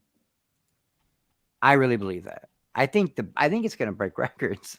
Not full records, but like opening. There's nothing to see. There hasn't been anything to see. People are thirsty to go to the theaters again. And what's the last really good movie that was in theaters everybody was going to see? It's been a few weeks. It's been a while. I mean, Bullet Train was the last big release. That was the beginning of August. Have you watched it? I haven't. Listen. If I was going to make a top 10 of this year, Bullet Train would be like right under Top Gun. It is one of the most... I still haven't seen Top Gun yet. Oh my God. What is wrong? Oh yeah. You got the Scott thing going on. I forgot about that. Yeah. So I got the what thing going on? Oh no. Well, I mean, Tony Scott is definitely a factor involved with that. But it's like, again, it's that whole thing of trying to just get myself in the right mood to watch Top Gun. I promise you're going to feel like you did when you watched the 86 one when you were a kid. You're going to feel like that again. I promise you. I was fun. I don't remember the first time I saw Top Gun. I need to rewatch Top Gun is what it is too, because it's been so long since I've seen the original. I remember the original, Take My Breath Away, right? I remember all that stuff. The Lady Gaga song on this one, I think is killer. I love this movie. It's so great, man. The scene, I don't know how they did it. I mean, I know how they did it, but I don't know how he talked all these actors into getting into F-18s and pulling those kind of G's. And I just don't know how the fuck he talked people into it. The scene with the P-51 Mustang from World War II, that's Tom Cruise's real plane. He owns it. The scene with him and Jennifer Connelly flying, that's really Tom Cruise flying. He's a pilot. Movie blows my mind. Tom Cruise is crazy as fuck, dude. He's going to space. Listen, he's AI, okay? He's not real. I don't know where he came from, but he's artificial intelligence, bro. He's a cyborg. He's an aging cyborg. I don't know how. That I'm actually not in disagreement with you on. Edward Louder here. Hey man, thank you. Says the fact that there's been nothing to see in theaters will really help Black Adam. Maybe Warner Brothers moving their release will prove to be a huge masterstroke on their behalf. I mean, I feel my honest opinion. I think because they had moved. I think DC League of Super Pets was tracking low, and they were having issues. They were having issues with the Flash with the Ezra Miller situation, so they needed to move it out of the way. And then, because remember there was Shazam. Remember they bumped Shazam to going up against Avatar, and it felt like they were just leaving the DC movies to kind of just burn, and then. But yeah, I think they were like, okay, you get this big open pasture just for Black Adam, to just chomp up the scenery for 3 weeks. Rational. I know that the end credit scene is spreading around on YouTube. Trust me, it's all over Twitter. I'm still not gonna fucking show it because it's just it's I will this stream will straight up get fucking blocked worldwide if I show it. That's what I was gonna ask you. I can't pronounce his name, but that's a good question. I'm gonna ask you it too about. Will Black Adam be able to be shown in China? Are we getting Chinese money off this? Yeah. It might make $1 billion. No, it won't make a bill, but it will definitely. I mean, that's only if that's if people out there if they respond to it. And I don't know. It's China too, and the guy's black. One of the things that wait. Were you gonna say like it's China and his name is Black Adam? China, his name's Black Adam, and they are a bit racist over there. No, they're racist over there. They're gonna see it, but I think they love The Rock over there. Well, do you remember they love The Rock big time? But do you remember the controversy about I think it was Star Wars with Finn? Yeah, putting his head all the way in the back and shit on the poster. They did it. Yeah, they did it with Dune as well. They moved. No. I think they were they lowered Finn and kind of pushed him to the back and stuff. I don't know what's gonna happen with that. Have we seen Black Adam Chinese posters? Do those things exist? Watch it just be like the lightning bolt. Well, I'm kind of curious. I'm kind of curious on this one. Nah, man, you're fucking stirring the pot, though. I feel what you're doing. No, what? I'm just asking a question. That makes sense. I can see the poster just being the lightning bolt and Black Adam. I can see it being just that. I can see that, or maybe Hawkman on the front. No, Hawkman's black too. Holy shit, this movie's gonna flop in China. It's well, okay. Here, I got the what appears to be the Chinese poster. This is one of them, it looks pretty normal. I can't really complain. Let me bring this up here. It's kind of a cool poster too. This is actually one I would probably put on my wall. I just really love international posters. So do I. I love IMAX posters too. I have a few. Okay, that's dope. Even though what's her name, Cyclona? But he's the only one covered up. How's he? Oh yeah, he's the only. Guy. Even fucking Atom Smasher. It's there's Noah Centineo. There's people who didn't know that Pierce Brosnan was Dr. Fate. They might recognize the James Bond. James Bond. But it's Quintessa Swindell, who she's all the way in the back. And then Hawkman's got his helmet on. Hawkman's got his helmet on. Yeah, there you go, folks. Wow, China. Wow, China. What are you doing, China? What are you doing? Why, China? Don't Where's the fandom menace to come out and defend? Oh no! All that shit. They love The Rock over there, man. They really do. They love. Yeah. I don't have a feeling that it's going to end up being something super crazy. I just think it's it just cracks. I can't find. That's the only international poster I can really find. They don't like Soul Brother. That's what this dude's making me laugh all night. This Tales from the Hood dude. This dude's fucking funny, man. All night he's been making me laugh. I had to mute my mic. Him and that Green, the guy Green, they're both funny. But yeah, China, why? Why, China? What the fuck are you doing? Yeah, what are you doing, China? Well, yeah. So anyway, I'm sorry. We got all spun off. I wanted to tell you. Make sure you. I don't know if you can't bring yourself to watch Top Gun right away. I understand, but Bullet Train. Bro. Yeah. Well, that's the thing is I do want to do I do want to start kind of scaling back on these streams so I can go watch more stuff. Yeah, it is. But I watched Halloween earlier, so I'm good. We do for Halloween Ends, even though I know it's going to be how's Brodan say it? It's a 2-pack of shit. Brodan, we're going to love it for what it is, but I got to think they're going to fuck this franchise up. I'm just being honest, dude. I can unplug and watch these slasher movies, and I love Michael Myers, but I got a feeling that this one's going to be weird because I'm hearing did you hear what this? I know nothing of the story. Okay, I know nothing of the story. I have 24 hours to know nothing of the story. The shit I'm hearing is what? Oh no! Oh, I've been hearing. No. I haven't. I don't know anything of the story, but for the last 6 months, I've been hearing the overview of people's reactions to it. Not it's not direct plot points. It's just it's another fucking dumpster fire because Halloween Kills was shit. And I'm watching Halloween Kills and I'm just going yo, it's you got to kind of watch them back to back to back. Okay. What'd you cut out? What'd you say it was? It's another what? I just forget what I was saying. I said, you kind of got to watch these movies back to back to back because it does continue. It picks up right where Halloween Kills picks up right where Halloween leaves off. And I'm sure Halloween Ends picks up right when Halloween Kills ends. Well, right? see, I forgot the way Halloween Kills ended. The end with Laurie's daughter. I forgot about that. Yeah. She But gets the scene where they like surround him and you think, oh, that's it. Michael Myers just fucked this time. And he like rips through that was everybody. a fucking awesome scene. That was the church scene in Kingsman, bro. It was crazy. It was just like, and then just everyone just gets it. I thought was awesome. But what I thought was, but again, the idea there though of like talking about the metaphorical, right, or the analytical, like they're talking about like Michael going home, and Michael's, he's like, oh, he wants to go home to like stare out the window, but is he staring out the window or is he just staring at his reflection? Yeah. And then right at the very end, but then the question becomes about mob mentality and the use of violence and things like that, and fear and the control of fear. And then at the end, Tommy Doyle tells Karen, who's, go home, be with your daughter, go be with your daughter. And she comes back and she has to stab Michael to kind of like make up for what her mom went through and what she went through and everything else. And then at the end, she goes and right before she gets it, she looks at herself in the reflection. She, the camera, it shifts focus it racks focus from looking out at the street in Haddonfield to then her looking at herself as similar to what Michael was going to do when he was. They always tease us with that shit, Matt. They tease us with it with Jamie.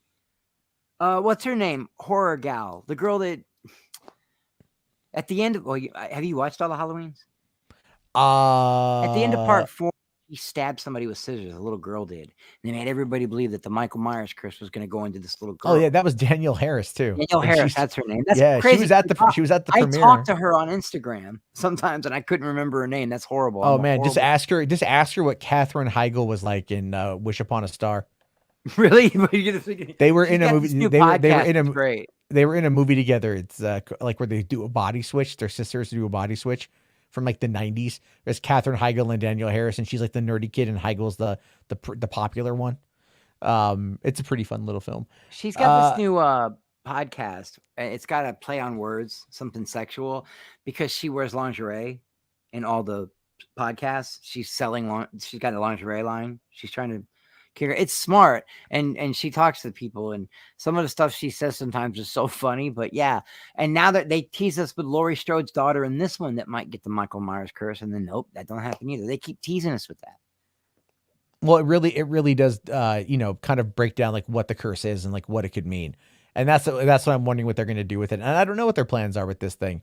They're afraid to get rid of Michael. People they tried it once and people freaked out. It fucking brings money in, dude. So yeah. And then, but I think Rob Zombie fucked up so bad with Halloween 2 in 2009. Started, bro. That's another rant. Like, but I was thinking about it too. And it's like, sometimes the thing is though, like when you're trying to world build these killers, the concept of what makes Michael Myers scary is that he could be around the corner. He could be anybody. You don't know who's behind that mask. What makes Michael Myers not scary is watching him walk through an entire, 11 fucking firefighters, that have got like saws and axes and they can't even get a hit on him. But yet like a whole bunch of, he's a boss battle. He's a walking, you're right. He's a walking boss battle. There you go. Benson here says the end credit scene isn't enough to fill cinemas. I mean, that remains to be seen. I would agree with that statement any other time, but this is Superman. And people have been waiting for Superman to come back for a long time. Yeah, but we do not know where he stands. Like, how much of him is back? Yeah, that's what bothers me. That's what we need to answer. We got to get an answer. And that could come out tomorrow. That could effectively come out tomorrow now that this is everywhere. People can be talking about it. Command Unit here for 5. Thanks, buddy. Says Black Adam is called Black Adam in Israel. By the way, black as in the English word black, not the Hebrew word black, because they don't want to call it black man. Haha. That's actually true. Well, because he's Egyptian, yeah. I mean, is he not? Well, sure. In the comics, he's Egyptian, is he not? See, that's how much I know about Black Adam. Yeah. Adam here says, I didn't like that firefighter scene. Like, it was cool, but it was also like, he walks out and just starts like, they're all like, and they're tightening their axes and they're like, let's go, like let's go. Yeah, and then he goes Super Saiyan on him, like it's he just starts like has their pry bar, and he's just like bashing him in the face. And there's some cool cinematography there. No, it's I really dope. enjoyed. It's dope. I love it, but you got to unplug your brain. There's some suspension. That to me is like the biggest suspension of disbelief in the whole movie, because it's like everything else we've seen is just like, oh no, him on the roof of the car was great too, or on the hood of the car, the roof of the car. And I love the part where, because there's this nurse, I loved her. Oh, he hits the door and she John Wicks herself. It's fucking crazy. It's so fucking crazy. I was so mad when she died. And she's complaining to her husband. She's all like, "You don't know how to fire one of these things. I've shot this stuff before." And she couldn't hit the broadside of a barn. And it was she's basically a stormtrooper. Too, man. I know. And then she just yeets herself accidentally, and you're just like, all right. And I was mad because she was sexy as hell, man. I was like, let this one live. And then but her husband getting the knife through the eye and stuff, and then just like, like it was. I like that they brought Tommy back though. It was cool. I enjoyed it for what it was, but I'm anxious to see how Halloween ends. That's a hard thing to say. Halloween ends. I'm anxious to see what happened. Is it really over? Is it really over? You know what I mean? Yeah. They're never gonna. And maybe someday they'll get the licensings and shit figured out with Jason, because I used to give the remake so much shit, Maddie, and I watched it today because I'm in Halloween mode, and I watched the Friday the 13th reboot, and it's excellent. The one from 2009? Yeah, it's really good, man. And then we haven't seen Jason since because everyone's suing each other over who owns the rights to Jason Voorhees. Yeah, I hope they get that shit figured out, because we need to bring Jason back. We had Jason versus Freddy. Well, I mean, Let's like get Jason part versus Michael. of me thinks it would be better, and this is what Blumhouse does. I mean, I know Blumhouse is doing these movies too. These and they're also working, I think, on The Exorcist, and they're working on like they're doing their own version of The Thing. You know about that, right? The what? So the book, The Thing from Another World. Yeah, I know. I watched them both. Right. Well, no. When I was a kid, and John Carpenter. Well, no, but it was based on a book. Yeah. And so but they found an extra 45 pages a couple years ago of the manuscript for that story, and it got released under under the name Frozen Hell. And Blumhouse got the rights to do the movie version of it. See, the one I read was called Who Goes There? Yeah, Will's right. The one I read was called Who Goes There? The one you're talking about, I've never heard of. No, I'm thinking, well, Frozen Hell is what came out a couple years ago. Oh. And that was that's the extended edition with another 45 pages that they found. I don't think they should. You think they should mess with it? They've already done it. I mean, like, okay, like if you're gonna redo The Thing, it's technically a prequel. Well, the new one. What I mean is, if you're gonna revisit it, if you're gonna revisit that franchise, if you're gonna revisit that entire idea, I mean, like, if you don't have, like, one of the complaints I saw tonight for Halloween Kills was the reliance on nostalgia, right? And I'm like, I get what they're saying, but I kind of enjoy the fact that like they brought back all these people who are in these movies, and then they just fucking iced them, and you're like, all right, cool. It just goes to show you that it's like, just because somebody has a vendetta doesn't mean that they're going to win. And then even though there was that one cop says in Halloween Kills, you might have the best intentions, but it doesn't always end up the way you want, or end up the way you want it to. Like when Hawkins. Oh, you really dug into that movie. I did dig into that movie. I did dig into that movie. You sound like Rodan, because he digs into these Halloween movies. I'm telling you, man. Like, I look for the fucking story beats. I look for the thematic elements of what they talk about. Because storytelling is just like, they're parables, right? They're a lot of times most stories are just like a moral tale. What's the more, like, it's like Aesop's fables, right? What's the moral of the story? Remember South Park, right? Back in the day, like what I learned from all this is it's always, they always have the moral parable, the moral parable at the end. Yeah. Kyle at the end. Yeah. Like, it's just like, that's what it is. So a lot of stories will find a way to kind of talk about that, but they do it through different lenses. And I think if you really like, William, you're pissing me off. I'm sorry, Matt. I read the chat and it, like, I don't mean to interrupt you. He's like, Chris, the reboot of Friday the 13th was horrible. Stop sniffing glue. And then in the next sentence, he's like, I'm okay with Blumhouse making a new Halloween or a new The Thing. Listen, The Thing in my opinion, is the greatest horror movie ever made. And it's not my favorite. American Werewolf in London is my favorite, but the greatest horror movie ever made is probably The Thing. And you're thinking they should go fuck with it again after what happened in 2011? Just because it's Blumhouse?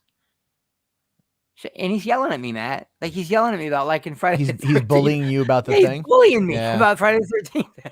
He said Jason needs to be shelved for another 10 years. It's been 10 years. It's been over 10 years. I mean, technically it has. It's been 13 since so we got the reboot with like Jason guarding a pot farm.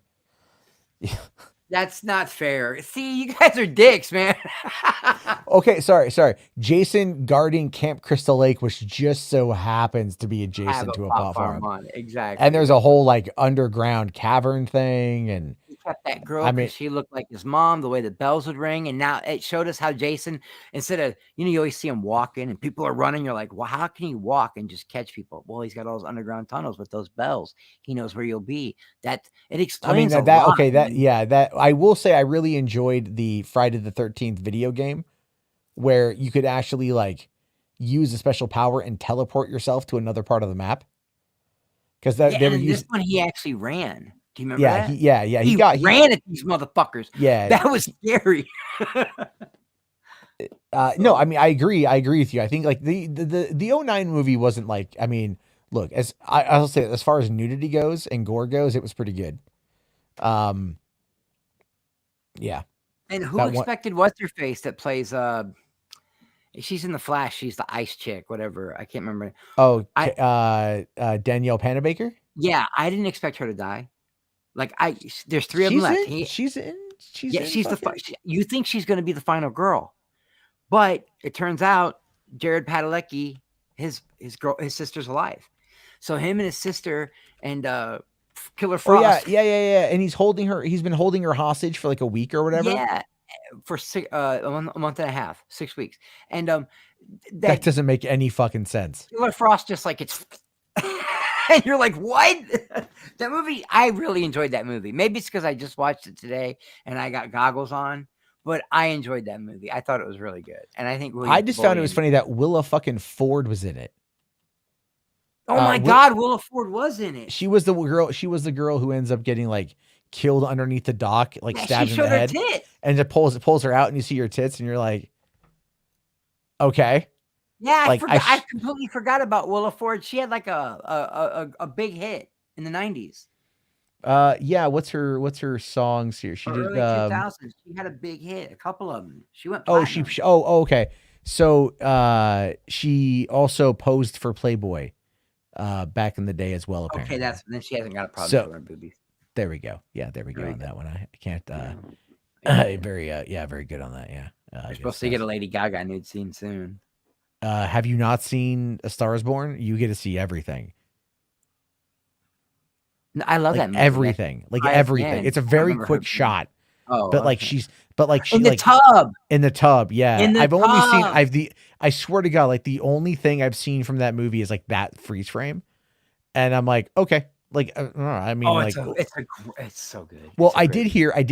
I have heard The Shallows. I thought The Shallows was a really good track. Yeah, Bradley Cooper just knew what he was doing, man. I love Bradley Cooper. I'm one of the people who likes A-Team. Another shit movie that everybody hates. Dude, fucking love the A-Team. Joe Carnahan. Joe Carnahan gets so much crap. Jessica Biel says they're trying to fly that tank. I love that part, dude. That's her name, right? Jessica Biel. Matt had a confused boner. Jennifer Biel. Jennifer Biel was in the A-Team? Jennifer or Jessica? Which one's she was in Stealth. She was in Seventh Heaven. Oh no, that was Jessica Biel. Jennifer Biel's is Flashdance. Yeah, she also was in Book of Boba Fett. Yeah, she was. She looked very, amazing. she was very attractive in that. Oh yeah, she looked amazing for her age. She looked killer, dude. Yeah. Yeah, I always get those two mixed up, but I'm babbling. that's like Jessica Biel and Jennifer Beals, man. One of them's married to Justin Timberlake. Another one was in a franchise called The Prophet. Yeah, it's like so hard. Christopher fucking Walken. It's so hard to like. It's so hard to get him. Wow, The Prophet. What the first one was. After that, it got a little weird. But that's how these things usually go. Yeah, the first one was excellent. I will say though, it's like Jeepers Creepers, for example. So like the first movie, despite the director. being. Yeah, we always gotta. That's a disclaimer, people. It's a disclaimer. Despite the director. director, I thought it was a good movie. I'll tell you this though, on Hulu, I'm surfing through Hulu the other day, and I come across Powder, and Hulu's on because that's a Disney movie, right? Powder, yeah, the end of that. And movie same so guy crazy. directed it. Same guy directed it. Who did Jeepers Creepers? Oh my God, really? Because Powder was like in the tower with the kid. Oh wow. And then you're just like, I'm looking at that, and I can't ever disconnect the two. No, not now. Me neither. You just fucked up Powder for me. I used to think that was a very heartwarming, touching movie. It's the guy. I mean, I guess there's a question at that point to be said, like of, you know, like if you've served your time, are you not allowed to have? Not when it comes to that. No. I here's the thing with that. I actually agree with you, but where Disney fucked up is that they didn't like tell people, like they I think if I recall correctly, they kept it from like the cast and crew that this guy had been busted and shit. But he goes on to go. That's how I feel, Maddie. I mean, I'm not one of those. No. I get it, man. I get it. It's a tough one. Murder somebody, you can find redemption. I think if you have robbed or been a drug addict, all those things. But if you are a man who, you know, does certain things to women, or you mess with kids, there's no forgiveness for that. I will not forgive that. And the thing is, a lot of people are with you on that one. It's I mean, like the analytical part, like my left brain is just like, what causes this issue, and like, can that ever be truly like snuffed out? You know what I mean? And then also like, but what is considered treatment? You know what I mean? Like, because I met somebody a while back. They just randomly introduce themselves, and they're like, I'm not going to say who they are because like this is a random thing, but like no one would know. But they're like, I was at an event, and they just go like, oh, hi, I'm this. I said, hey, what's going on? They go, I just want to let you know, I'm a pedophile. And I'm like, not fucking kidding you. And I went, okay. Yeah, and they're doing the other shit now. But I asked him, no. Well, that's minor attracted person. It's the same thing. But I asked the person too, and I'm like, okay, why do you tell? Because he was with his mom, and she was like, oh my God, what are you doing? You know? And then, but he's like, I tell everybody. And I'm like, why? And he's like, I don't act on it. All right. He's also got schizophrenia. So it's like, he's got other issues as well. So he's like, apparently. Maybe he's a very smart individual. Like, a lot of them are. Rain Man was smart. He was still on the spectrum. Yeah. And I'm just like, okay. And he goes like, I don't act on it. I don't in any way act on it. You know, but I let people know, because he goes, because I recognize that it's an affliction.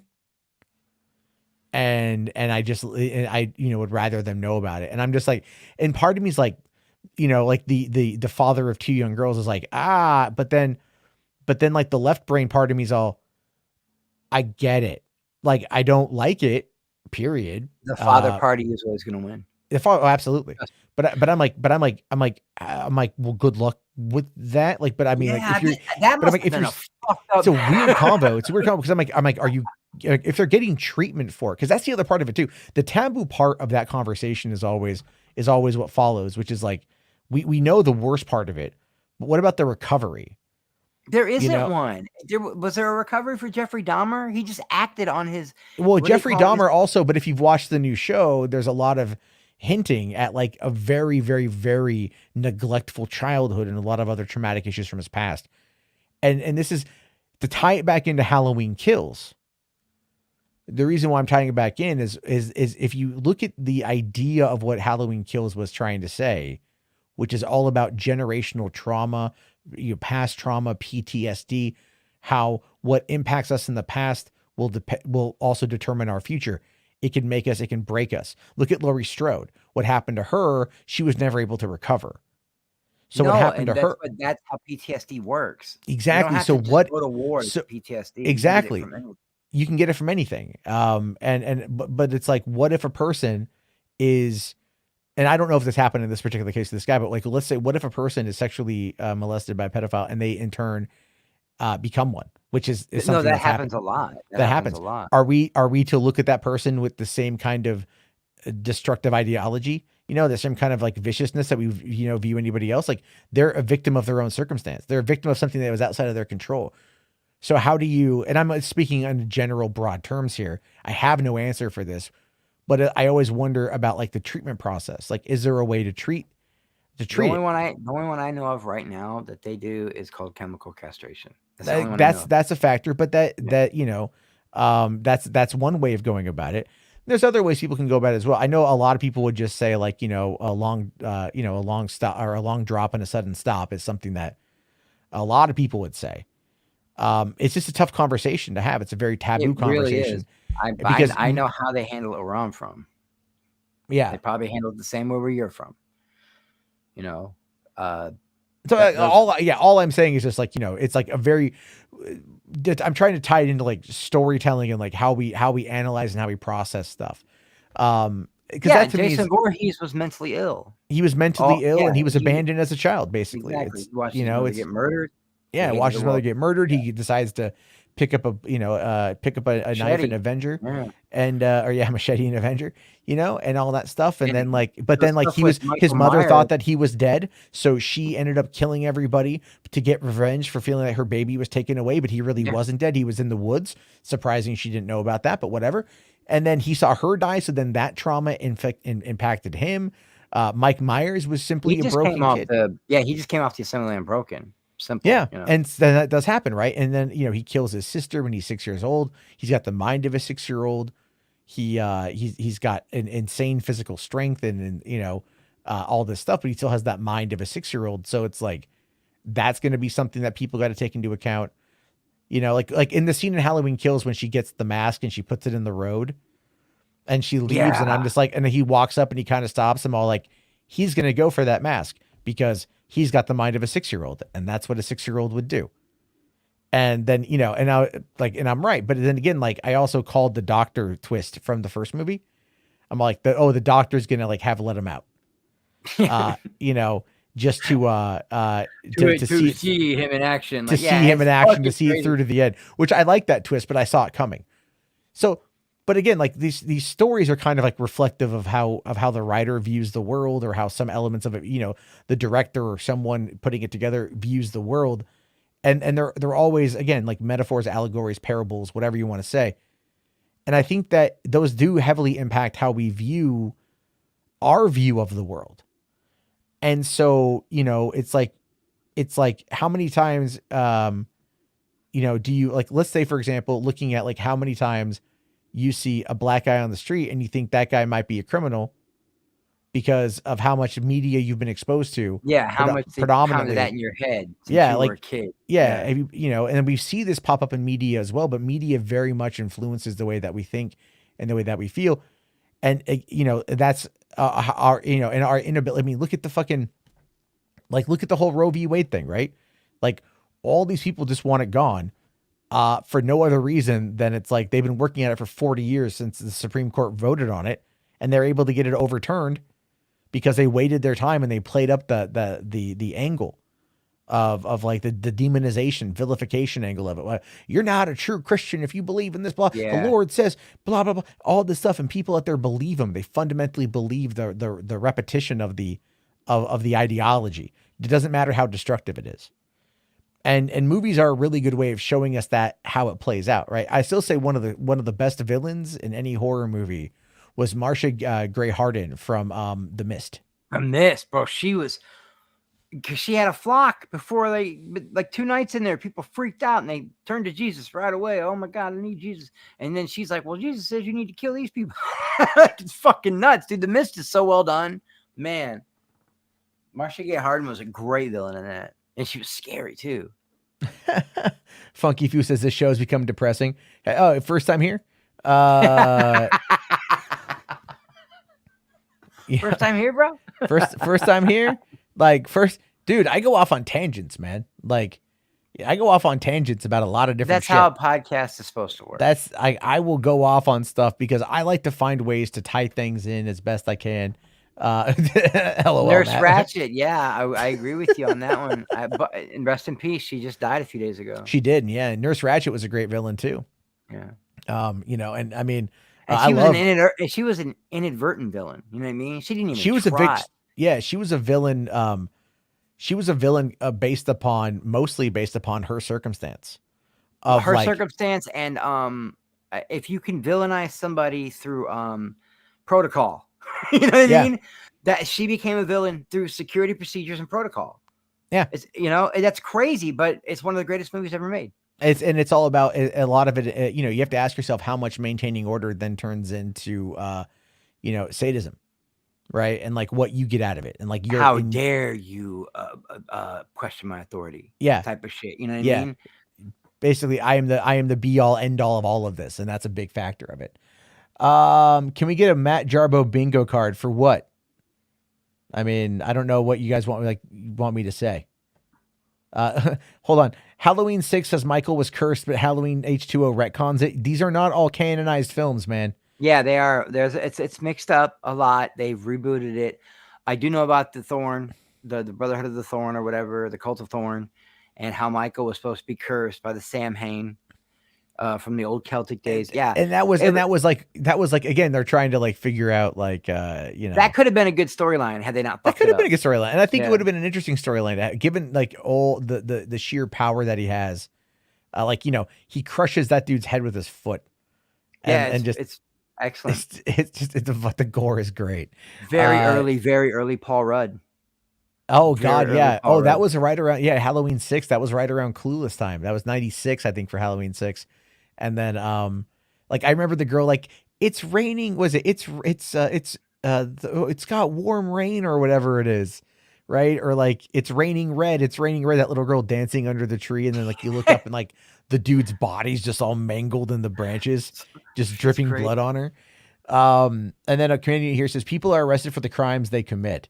That's not always true, man. Like the American justice system has a lot of problems with that stuff. A crime in one city is not a crime in another. Yeah, I've been mixed up in it for a long time. Illinois is probably one of the worst places you can go to prison. I was a young, buck wild Chicago gangbanging motherfucker, man. I got arrested for vandalism. I got arrested for carrying a gun. I got arrested for selling drugs. And then eventually it just all piled up on me. And every time I went in front of the judge, they'd throw me in, bro. You know what I mean? They'd throw me in. I ended up doing 13 years altogether because I was. And the minute I got away from Cicero, the minute I got away from Chicago, my life changed. I got better. Yeah, a lot of it is circumstance. A lot of it is location. It's environment. You know, nature versus nurture is an interesting conversation to have.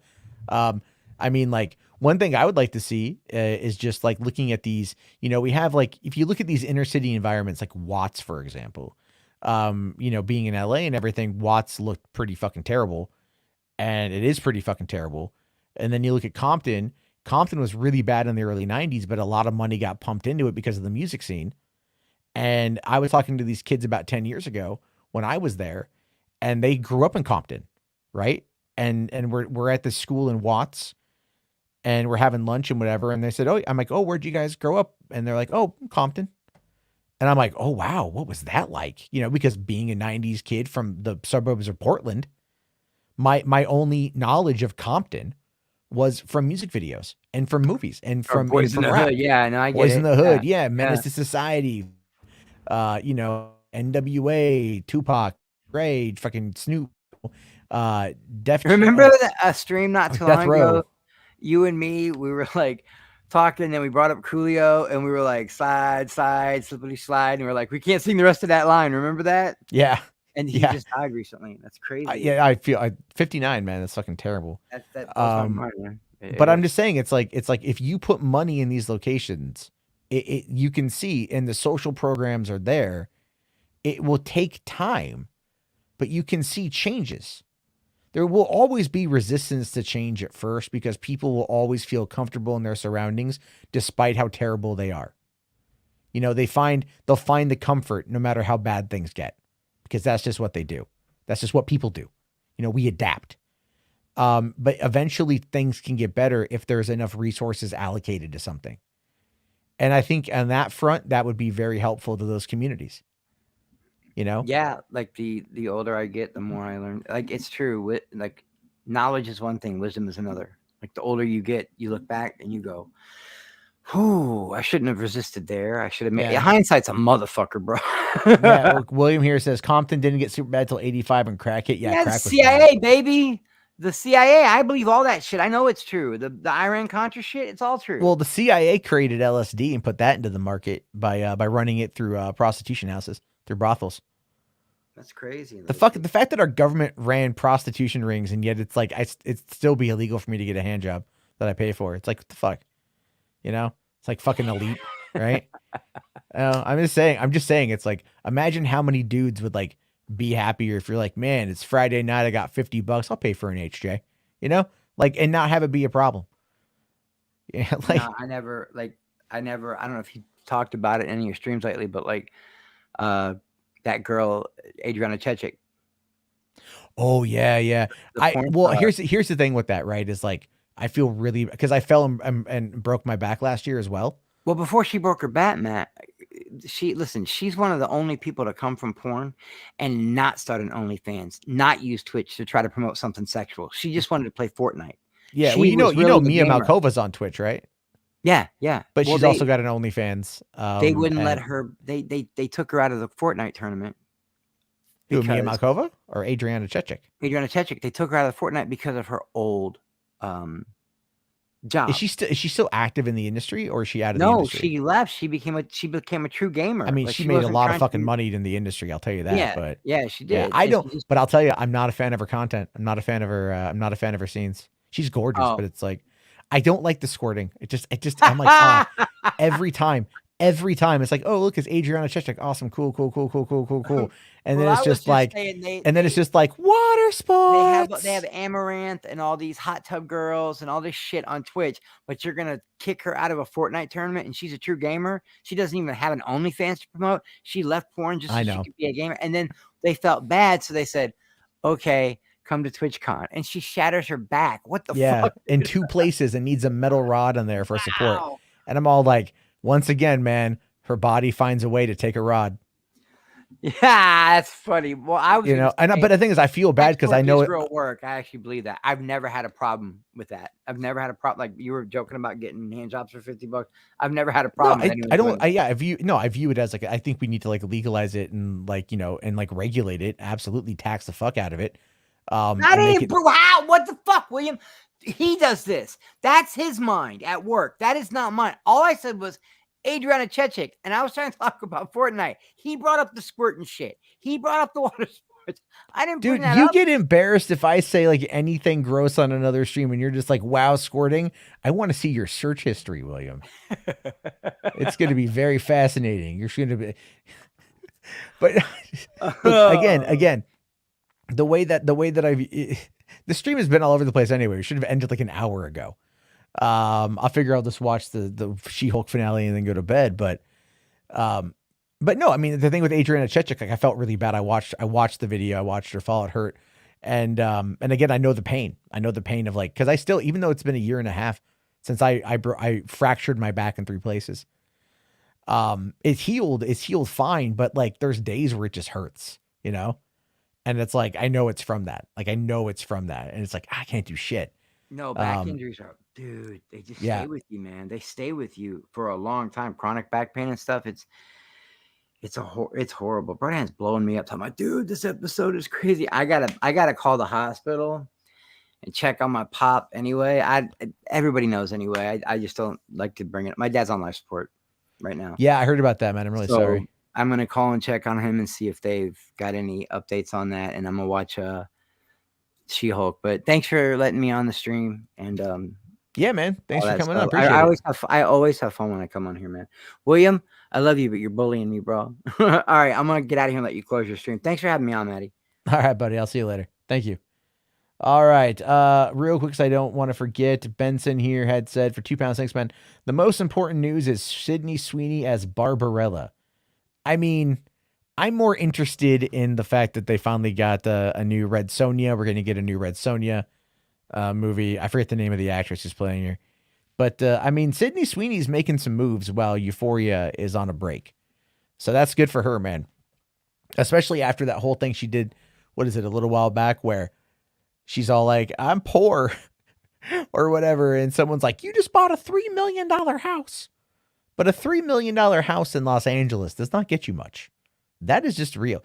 And that's also pretty, indicative of like the area of where you're at, of just being in LA and like having to work in and around LA. I mean, I knew Zach Ward, Scott Farkas from fucking A Christmas Story.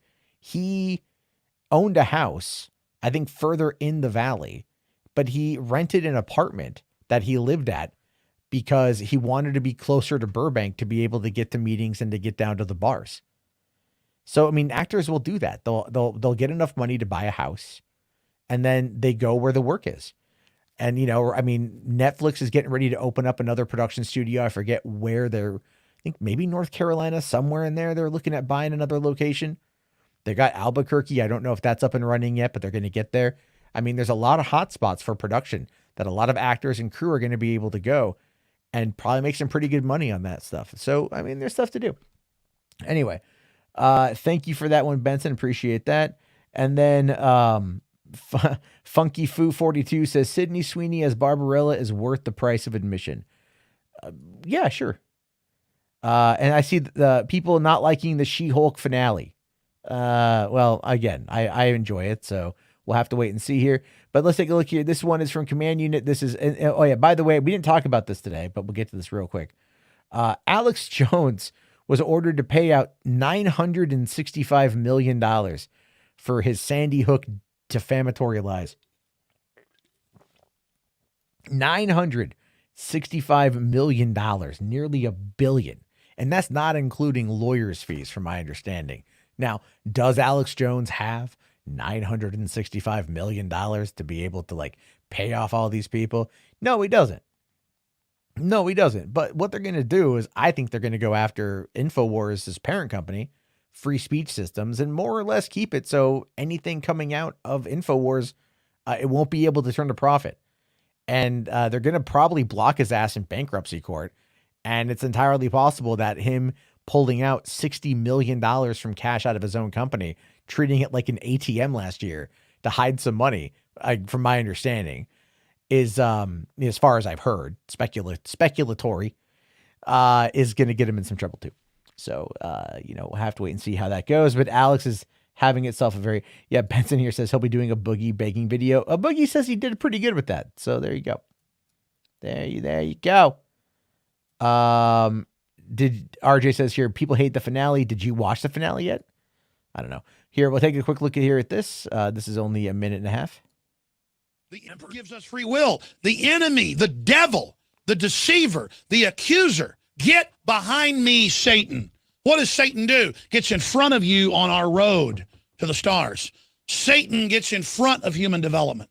Satan only gives us mutated technologies and mutated systems that control us and dumb us down in an attempt to play God and build an artificial system to predict the future. The devil doesn't have omnipresence. The devil is trying to use humans made in the image of the emperor to build a God machine to be able to understand the future and decipher everything. The devil only knows how to con people and manipulate people because he is a magician. He is a deceiver. He is a fraud. He is a lie. He is not 1/1 what the creator is. To hell with the devil. Straight to the pit with Satan. Down with Satan in the name of the emperor. Get behind me, Satan. Down with the devil. Down with the fraud. Get out of the road. Get behind me. You understand that? Get out of the road, New World Order. Get out of my mind. Get out of my free will. Get out of my way. Humanity is going interstellar. Oh, wow, man. That's fucking funny. Holy shit.